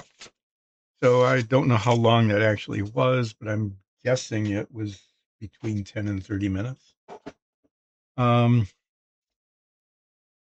well, and what you're looking at here is just kind of a mess. I'm gonna spend some time cleaning up. Sort of. Okay. I'm gonna take the instructions, and I'm gonna take. You can't see it, but there's a box over there that's got some finished parts in it. I'll put the instructions there. So what has to happen to this next is that I'll press down the tape and stuff before I do it without breaking any parts off. Is that all of this on both sides, underneath and on, I mean, just a whole lot of it needs to be primed and painted. And I need to do that off camera because I spray paint it. Um, so I'm going to try to get that done later today, and then tomorrow, probably tomorrow. I've got other things. Well, there's other stuff I need to be doing the next couple of days. So one thing though, as I'm thinking ahead, right, is like how am I going to do that? I could take a glove, okay, and hold it and spray paint it. I could do that and then attempt to set it down without messing it up. The thing I really should do though is what I should do is I should get it. What I wanted to do is I wanted to set on here pretty solidly, like right there. And so I can turn the box. Okay. I want it to be solid on there and I want to be able to turn the box. So I made these niches here and they're not working all that great, but that's not awful either. But what I'm going to do is I really don't want to be holding it. There's just too much opportunity to have a disaster happen. Okay. And I want to minimize my opportunities for disasters. As I'm doing here, as I'm reaching over it. Um, so these clumsy efforts I made to make niches, and including that one, they were clumsy. They didn't work all that well. Is I'm going to make some here in the middle of the box, and hopefully get them so that it holds the model pretty steady. I might even tape it on. Use some tape to tape it. But first, I have to clear some of this stuff out of the way. It's really in the way. We'll be right back.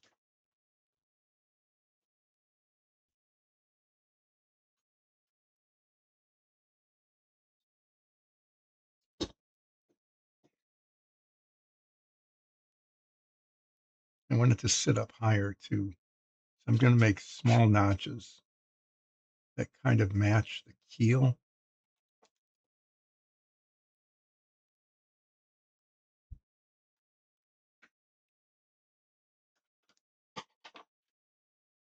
I wish my eyes were better.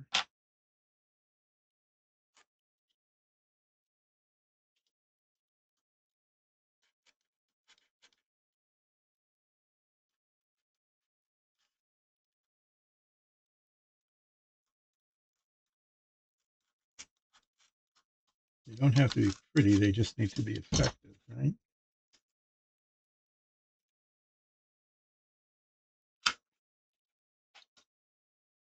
You don't even necessarily have to be really in alignment.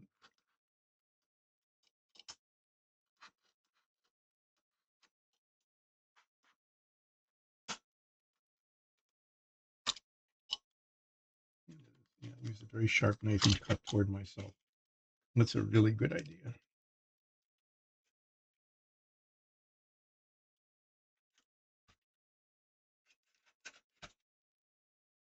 Fortunately, these are just cardboard boxes, and if it's messed up, it's not. Well, okay. I mean, that's not bad. So what I'm going to do, I could use that two-sided tape again. I'm going to just, I'm just going to try an inexpensive. I'm going to try a simple thing here.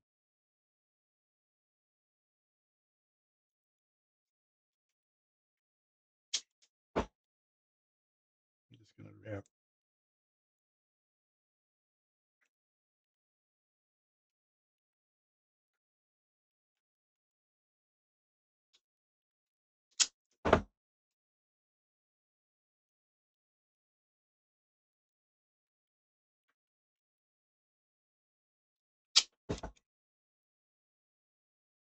Do I know what I'm doing at the moment?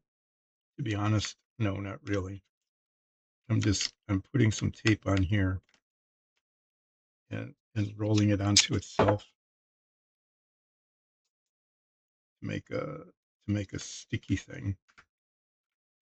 I want it to be sticky so that when I put the submarine on it, it sticks to it. And I don't mind if it sticks to it right now because it's just going to be sticking to masking tape. Okay, so if I were doing this and it wasn't masked, it would be a really stupid idea. Because what I'd be doing is marring the paint. But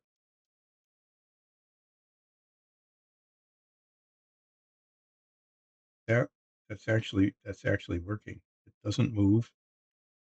Okay, I can manipulate the box. I can spray. I can rotate it. I can lift it up. Right, look, I can do this, and it's not falling off.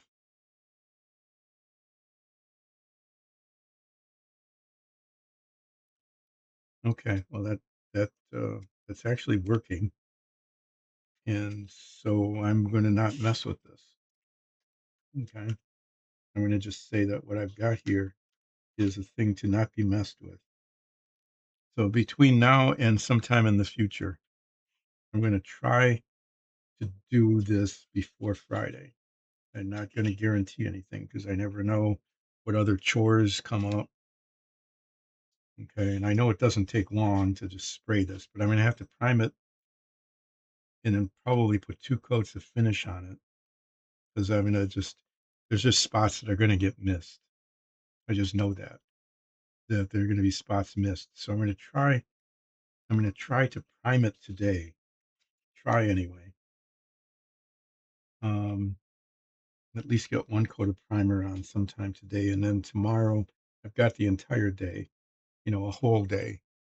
So I should be able to if I need to, a second coat of primer. I might itchy head, sorry. I might put a second coat of primer on it and then 2 coats of the finish paint, which which is over here. And I'm going to put this in this is the finish color. I'll show it to you in a minute, actually. I think I can show you what it is, what will be. Um, but I will be able to, yeah. And if I can get that done tomorrow and Thursday, on Friday, I will unmask it. And the unmasking is always, oh, that looks okay. Or, oh, how am I ever going to fix that? I don't know. And I have to be really careful because underneath these bits of tape here, especially on the bow and the stern, there's like delicate parts that if I'm not careful, I could break off, and I don't want to break any. I don't want to break anything. Not at this stage.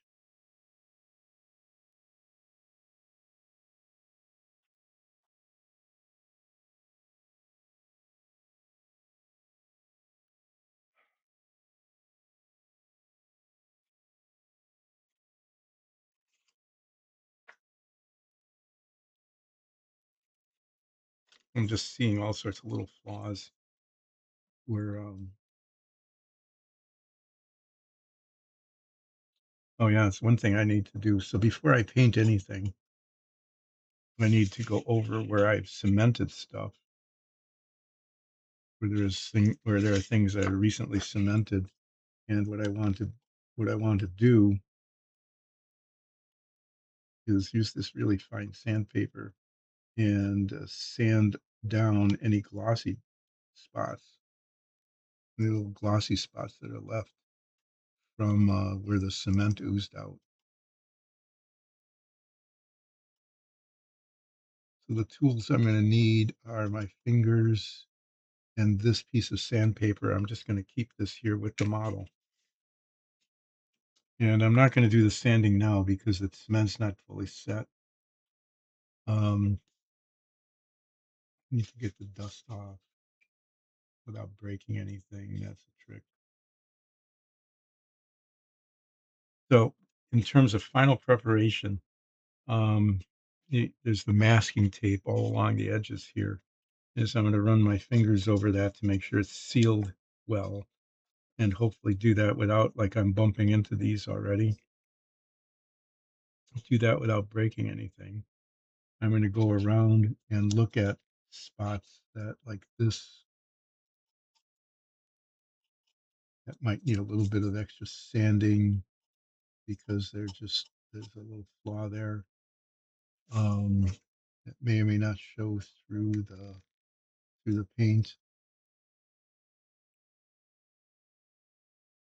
Um, Little bits of plastic maybe that might show through the paint where the prep work was not perfect. Little glossy spots where the cement oozed out, like right up in front there. I don't know how I'm going to get to it, but I'll try. So yeah, I'll be the most important part is to get the tape sealed, make sure it's totally sealed all the way around. Okay. And then to do the final cleanup and then dusting, cleaning, I mean, cleaning off the sanding dust and stuff like that. Um, Priming it, lifting it up like this will be important because it needs to be painted underneath too. So I'm glad that this is kind of working. I hope it continues to work in that, unlike sometimes I have,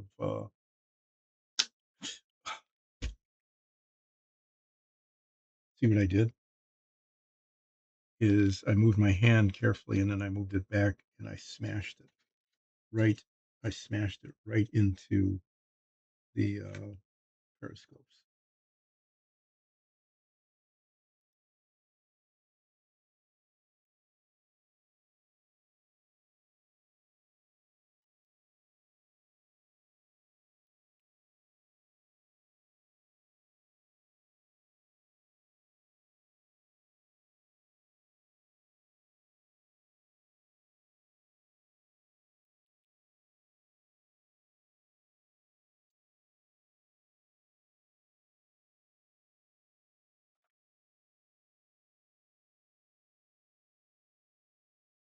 Okay.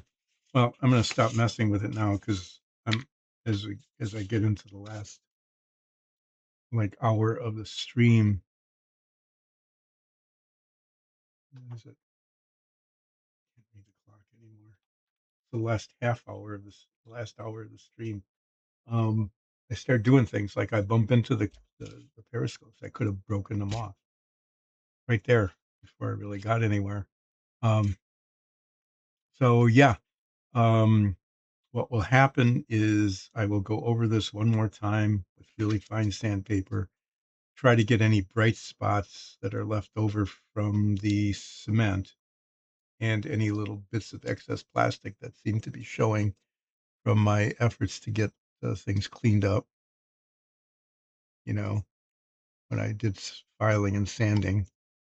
Um,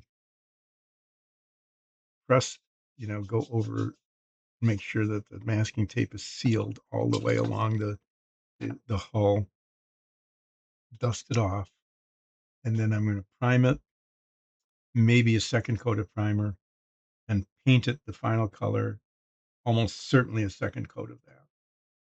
Okay.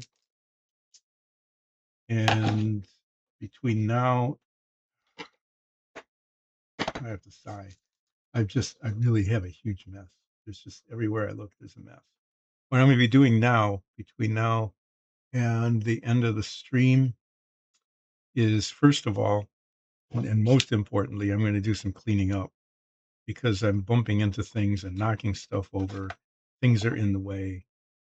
Um, yeah, I mean, there's just opportunity for a real problem of messiness here. And then, if there's still any time left, I'm going to talk a little bit about the next model. But let me do some cleaning up. I'm going to be kind of wandering around. I can tell you what I'm doing. I'm putting my head magnifiers in the box. I'm putting some trash in the trash. I'm taking my Stanley knife and hanging it up on the pegboard. I'm bringing over a piece of cardboard, and colors don't show up well on screen here. But this is the hull color, and this is the color I'm going to be painting the top. It's called Light Ghost Gray, and it is a little too blue and a little less, and a little too light and a little less gray. Well, I mean, I'll just say it's a little too blue and a little lighter than it actually should be compared to the colors on the box. But it's what I've got, and and it's pretty. It's, I think it's a pretty cool color, really. And it may not be absolutely authentic, but I think it's going to look good. The contrast with the whole color will be okay. Um, and it's a good color for camouflage. You know, the light ghost gray color. I could use this, but it's way too light. So this is what I'm going to be using, and I hope in the scheme of things it ends up looking okay. Um,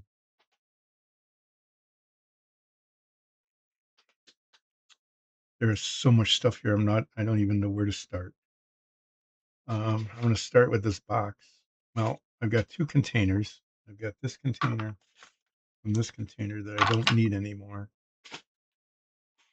I've got way too much sandpaper out. Why I have this out, I don't know. I'll deal with that next. I've got tape I don't need. I'm going to go off screen, and this is part of my New Year's resolution of keeping my work surface clean. And right now it is so messy, I can't even safely do anything without potentially making knocking things over. That's why it's important.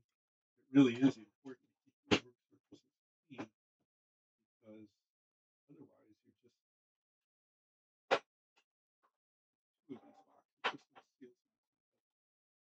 using the one that doesn't. That's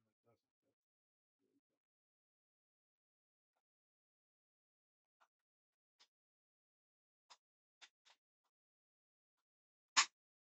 dumb. Oh, oh, geez. Okay.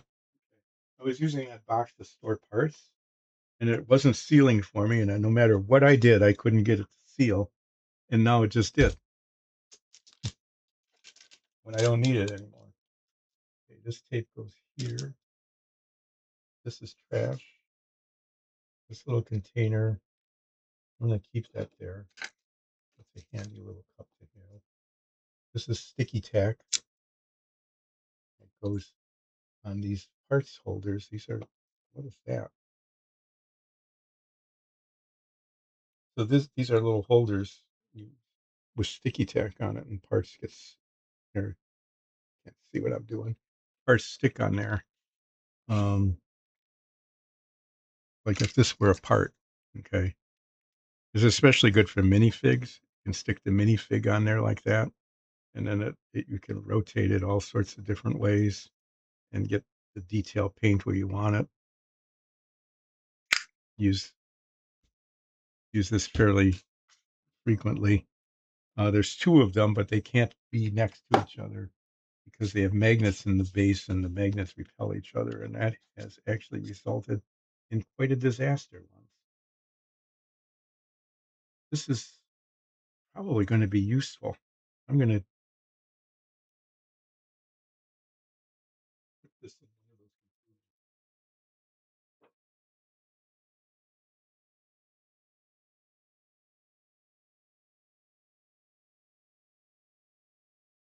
At some point in the future, I'm going to need that really soft material for a reason, and I won't remember where it is, but I put it in a safe place so that I can use it later. I should not have this submarine here while I'm doing this because I'm reaching over it. Okay. Um, Here's some pro tips, amateur tips. These are amateur tips because I'm not a pro. I don't certainly am not making money at this, so I'm not a professional in that sense. But I'm also not like professional grade modeler. But I can give you some tips for amateur modeling. Here's a tip: don't put delicate parts like this that could break off okay, you get knocked over, don't put those in a place where you're trying to do something else and you're reaching over them. I can tell you that from my own personal sad experience is that I have knocked things over and broken things by reaching over them because I just put them in a place where they were like dangerously located. Okay. Um, and this is one of those places because I'm going to be working around all this workbench here that you can't see except for there. Um, and yeah, I mean, I'm going to break this if I leave it where it is. So I'm going to move this out of the way.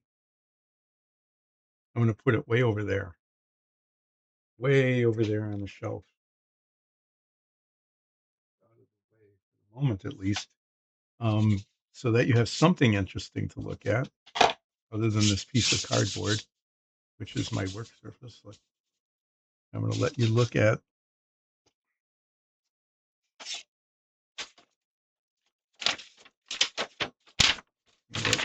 the instructions for the model. In here, these are the guns and the propellers. These will be attached after everything else is painted, and this is a stand. It sits on there. So I'll let you look at that. Well, I'm doing stuff all over the place here. Not all over the place, in places around here that that need to be uh, grief. Everything's just everything I touch is such a mess. Good. And I just put the model over there where it would be safe, where this is where I need to put this.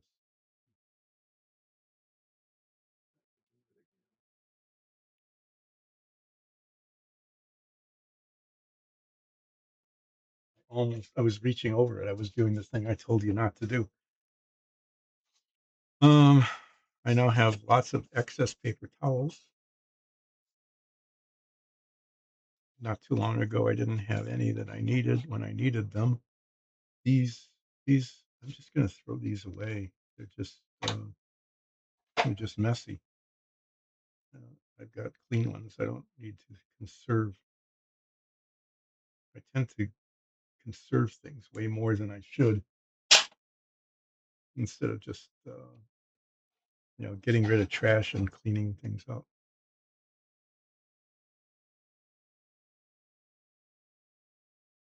It's an official Dyson Dungeons mug. Is it backward on your screen? I can't. I don't know. It's backward on my screen, my monitor screen, which is a thing I look at every now and then to make sure I'm on camera. Usually not frequently enough, and then I am not on camera. Okay, it's getting better. The messiness is becoming reduced in volume. Oh, I forgot. I built another model in between here. I built a Stegosaurus.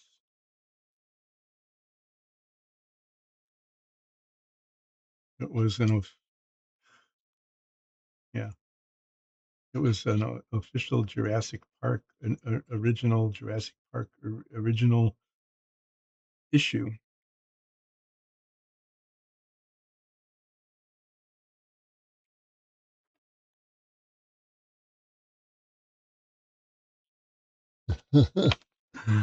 So yeah, I built this. Suddenly remembered I built it because I had this piece of scrap was a picture of a scarlet macaw, and Nicole, who loves Stegosauruses, said, "Well, why don't you do something fun with it? Why don't you paint it to look like maybe a macaw or a bird like that?" And so I did, and it actually does from the top. When you look down on the model, it looks like a macaw. It has a bird-like shape like that. It was kind of interesting how that turned out. But that I forgot I did that. I shouldn't have forgotten it. I still have the box sitting there. Why am I saving these boxes of models that I've completed. They're just I don't know. It's like, is it gonna have value later? I don't think so. Oh, I've built a lot of models. What am I doing with my life?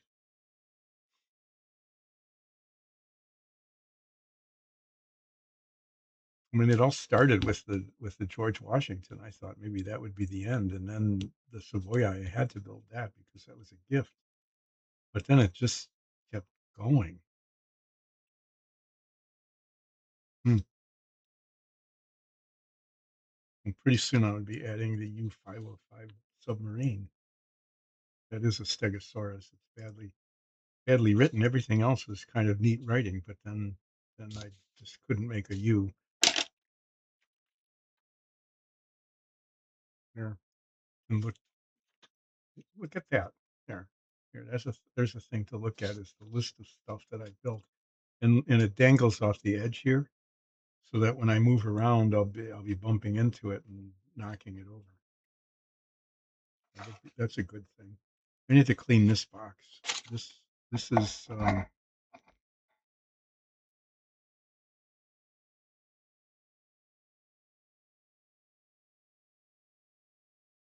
this is a box where I'm supposed to keep. I'm only supposed to keep files and pins, and it's all full of different bits of sandpaper. I don't know why. So these needle files are handy. You should get those if you decide to like do modeling at all. There aren't a lot of things that you need to spend money on. There's a lot of things you can spend money on that you don't need to in order to just make models. Um, where did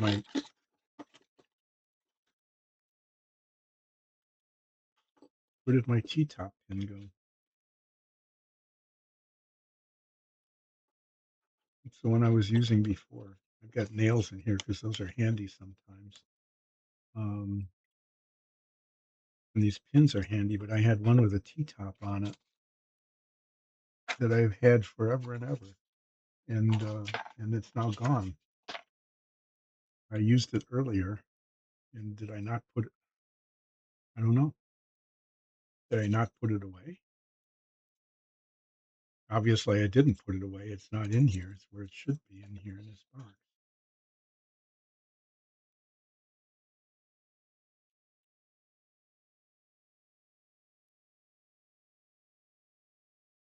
Well, hopefully, I've got another one somewhere. I mean, these are fine, but that other one has a little T-top on it, which makes it easy to grip. Well, I hope I find it.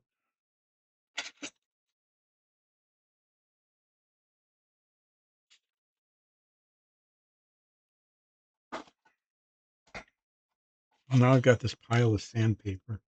This is the box that's supposed to hold my sandpaper, and it is. I mean, there's sandpaper in it.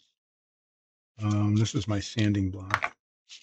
This this I'm hanging on to. I've had this around forever and ever, like 40, 30 years or something, and I don't know. I'd like to replace it. It's really good for polishing. Um, it doesn't fill with plastic very much, and it will polish things almost, but not almost the same quality as like jeweler's rouge. Okay, so what I want to keep in here, this one's useless now. I found it. Why is it here? Oh, it was stuck in all the sandpaper that was stuck in the box that shouldn't have been there. See, it's got this T-top on it, which makes it nice and easy to hold. Okay, well that's good. I found that. That was a good thing.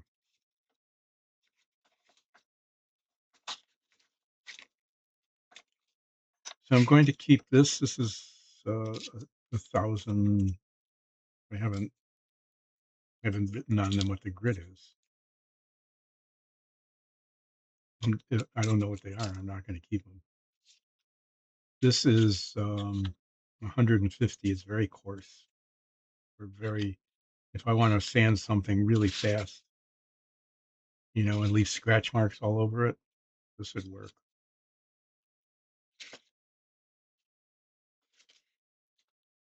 Um, this is 1500, very, very fine. You keep that. These small pieces will stay in the box. 1000, 320. These are pretty good grits to hold on to and just keep them in the box here. These bigger sheets, are going to be 2400, 1000. I'm going to put back in their original container.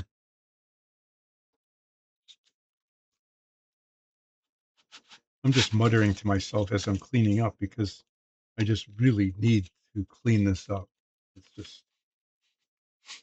It's really a mess, really very badly messed. Okay, these are not in order,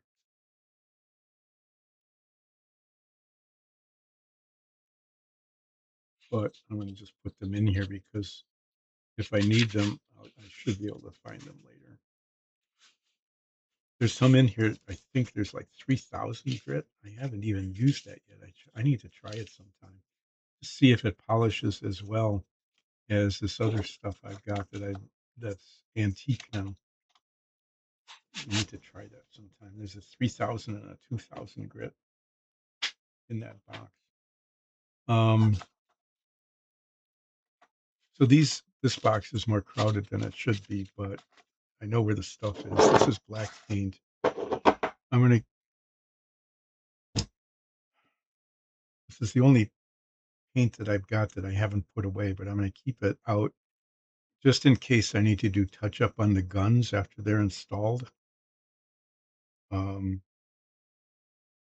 if I keep this paint out, then I'll remember that this is the one I was using.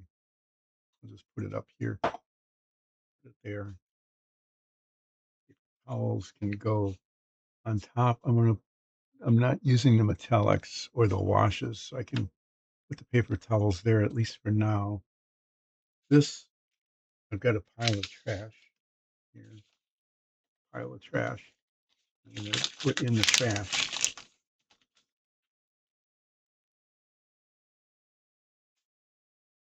This is now as clean as this work surface has been in a while, in some time.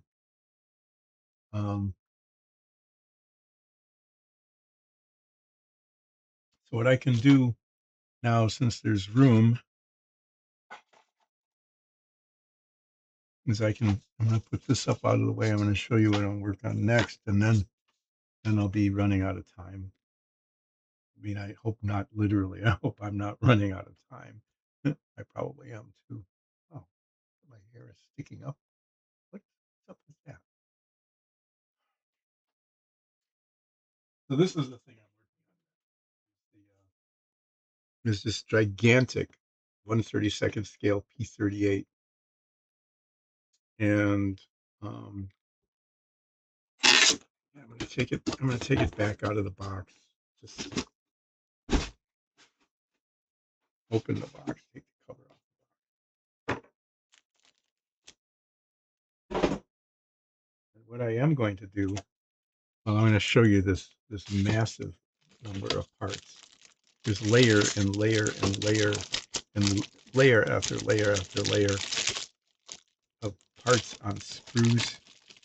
And the instructions say, check it all to make sure it's there. And it's like no, that would take hours and hours. Well, maybe that's what I'll do sometime. Maybe I'll just take hours and hours and hours of your time and my time to do a parts inventory. That doesn't seem like a good idea. You can see this is going to be large.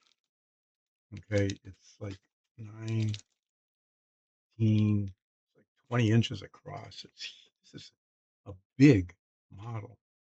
And when it's done, I will have nowhere to display it because it's just going to be way too big.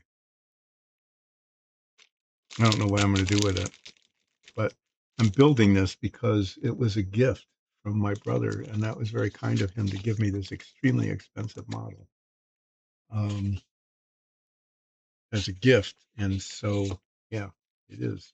What I'm going to do is I'm going to keep the instructions out of the box, okay? Because these parts maybe are fragile. I don't want to break anything or lose anything until I actually start building this, which isn't going to happen anytime soon. And I need to explain. It might be sooner than, and it's large. Okay, great.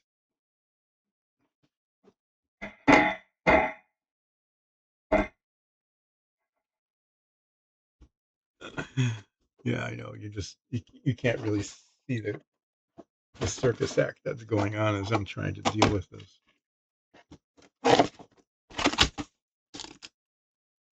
I'm going to set this over.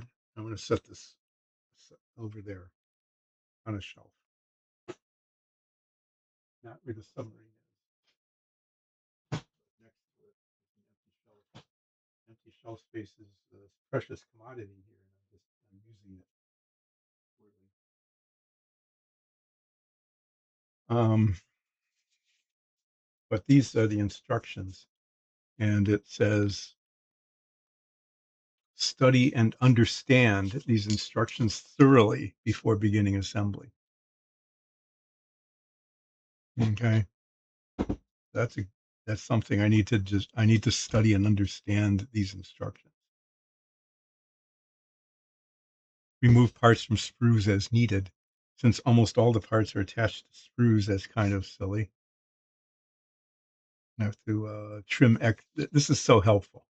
Okay, these instructions are really helpful. I understand this part is that you can't assemble the model if the parts are still on the sprue. So that has to be done.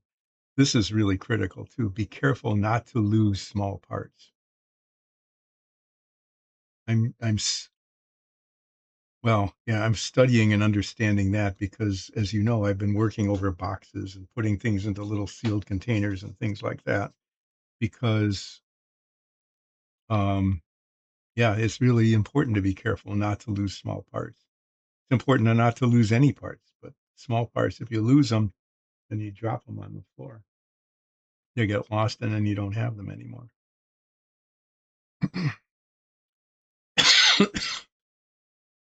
So there's photo etched parts. I've never worked with any photo etched parts before, and they result in movements. I think the ailerons and flaps and things, some of these control surfaces actually move on the model. I'm not sure, but I think they do.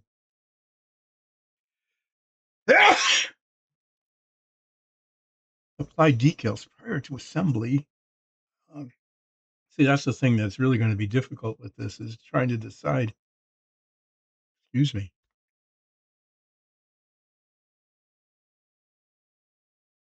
There is dust down here. I'm thinking of getting an air cleaner. I think that's a good idea. Um,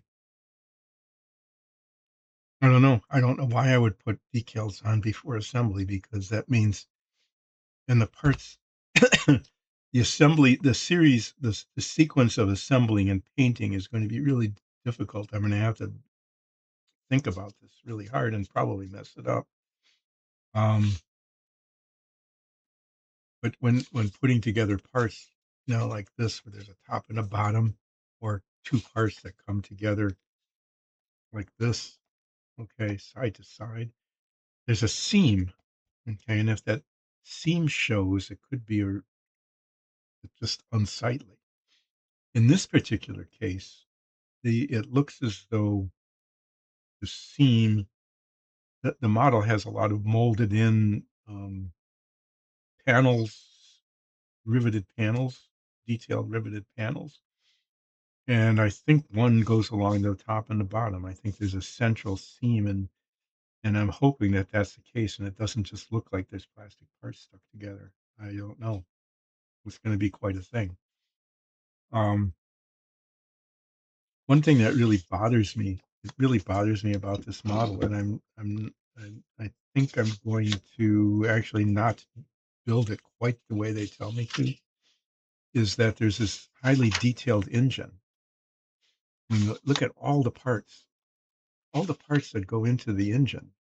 Um, you know, manifold covers and rivets and um, drive shafts and exhausts, just all of that. Um,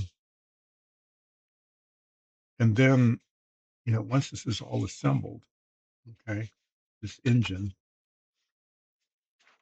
it gets covered up. It just gets covered up under here, and you can't see any of it. It's you can see the very front of it where the propeller attaches, and you can see the supercharger. This takes in air and compresses it and pushes it back into the engine to increase its performance. That's a really important part. Okay. But the engine, which is highly detailed and made up of many parts, is not visible. At least I don't think so. So what I'm going to do is I'm going to, assemble it, but then I'm going to kind of test fit these to see what parts show. And if the engine just doesn't show at all, what I'm going to do, I'm actually probably going to do this, is I'm going to keep one of them out of the model.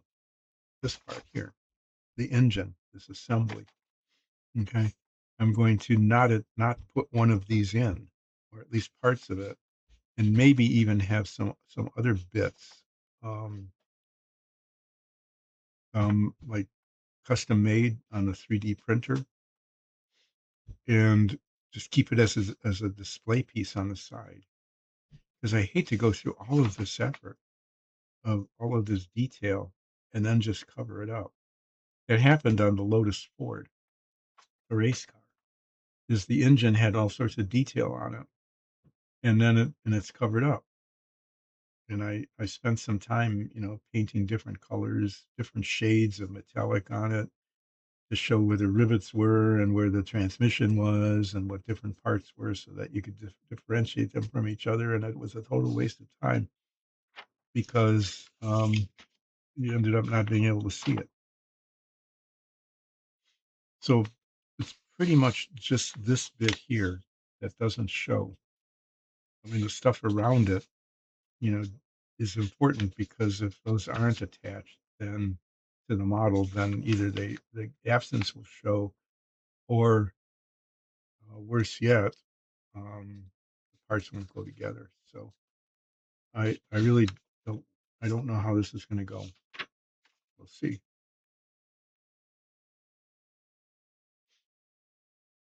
And I wish there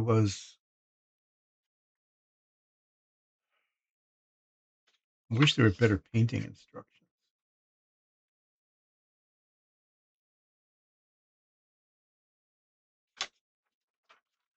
But there's just a lot of detail. And then in here, this is a mystery to me. How the instrument panel is put together. It says film. There's actually a really thin piece of plastic with the dials um, printed on them that show through this piece. But this piece is made out of clear plastic, and I don't understand that. If the openings, if the dial faces were clear plastic, that would make sense because they were covered with a piece of glass, but they're not. They're openings. They're drilled openings in what otherwise is a piece of clear plastic, and um, I'm baffled by a lot of things about this model.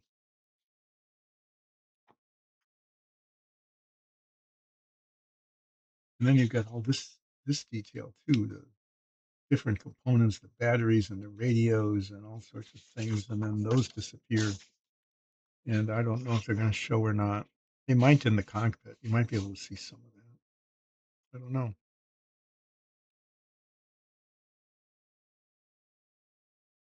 So it's a very, very highly detailed model, and the assembly and painting are going to be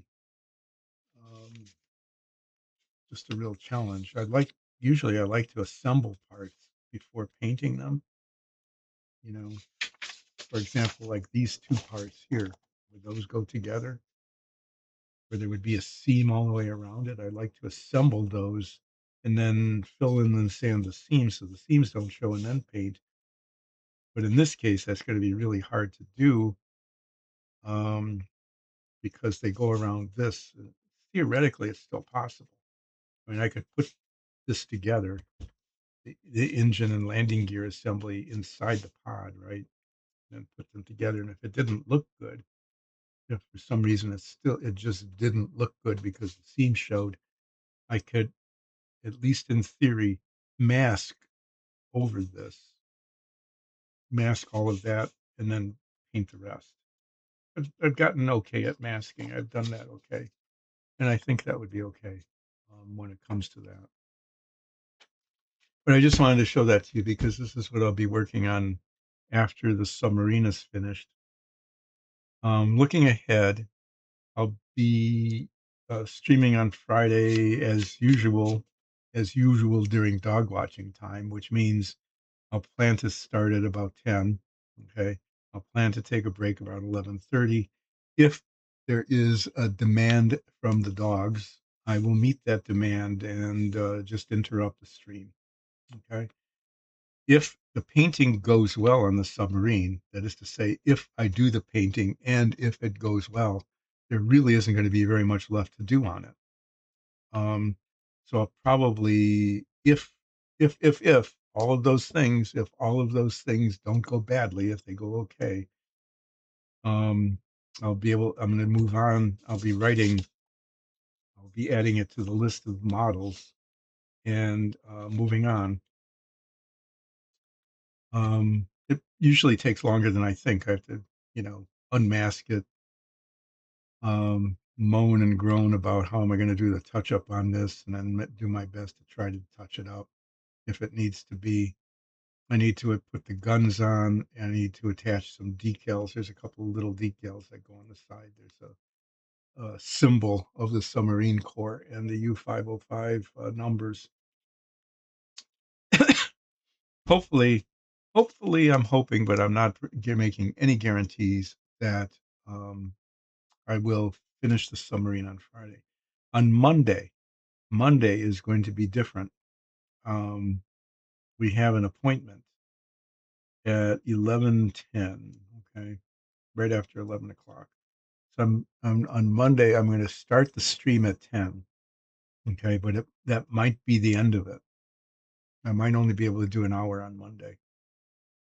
And what I'll be doing then is kind of recapping and maybe starting to do parts inventory. I think that might be a thing I could try to do is start doing the parts inventory. And I, these are pictures of each of the sprues. 1, 2, 3, 4, 5, 6, 7, 8. There's like six. There's somewhere on here. There's a list actually of how many.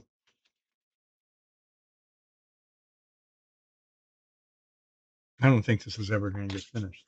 I said that about the submarine too, and it eventually did get finished. So what I will say is that at some point I will probably finish it. I'm not sure. Oh, this is cool. I'm just going ahead. The gun bay cover. The gun bay cover actually opens up so you can see the gun bay, which means that I'm going to have to be really careful in terms of painting the detail there. And I think the canopy opens also. I'm not sure.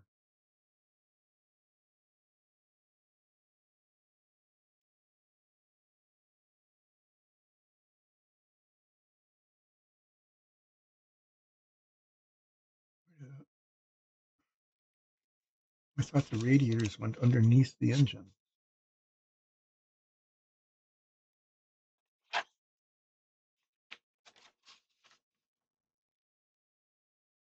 Yeah, I don't know where those go. The radiator housings. Okay. Yeah, I also have to get the right colors. Um, there's this thing called interior green, which is an important color to have. These planes, the aluminum on the planes was always like primed this sort of grayish green color.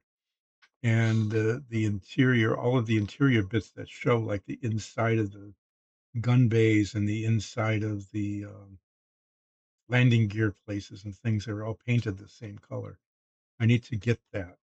I need to find it. And it just says interior green. It's in Japanese and English, but I'm sure that there's when I look at spray paint, I'm going to get spray paint for some of this because I want it to be nice and even. Is I want them to be um, want them to be the correct color.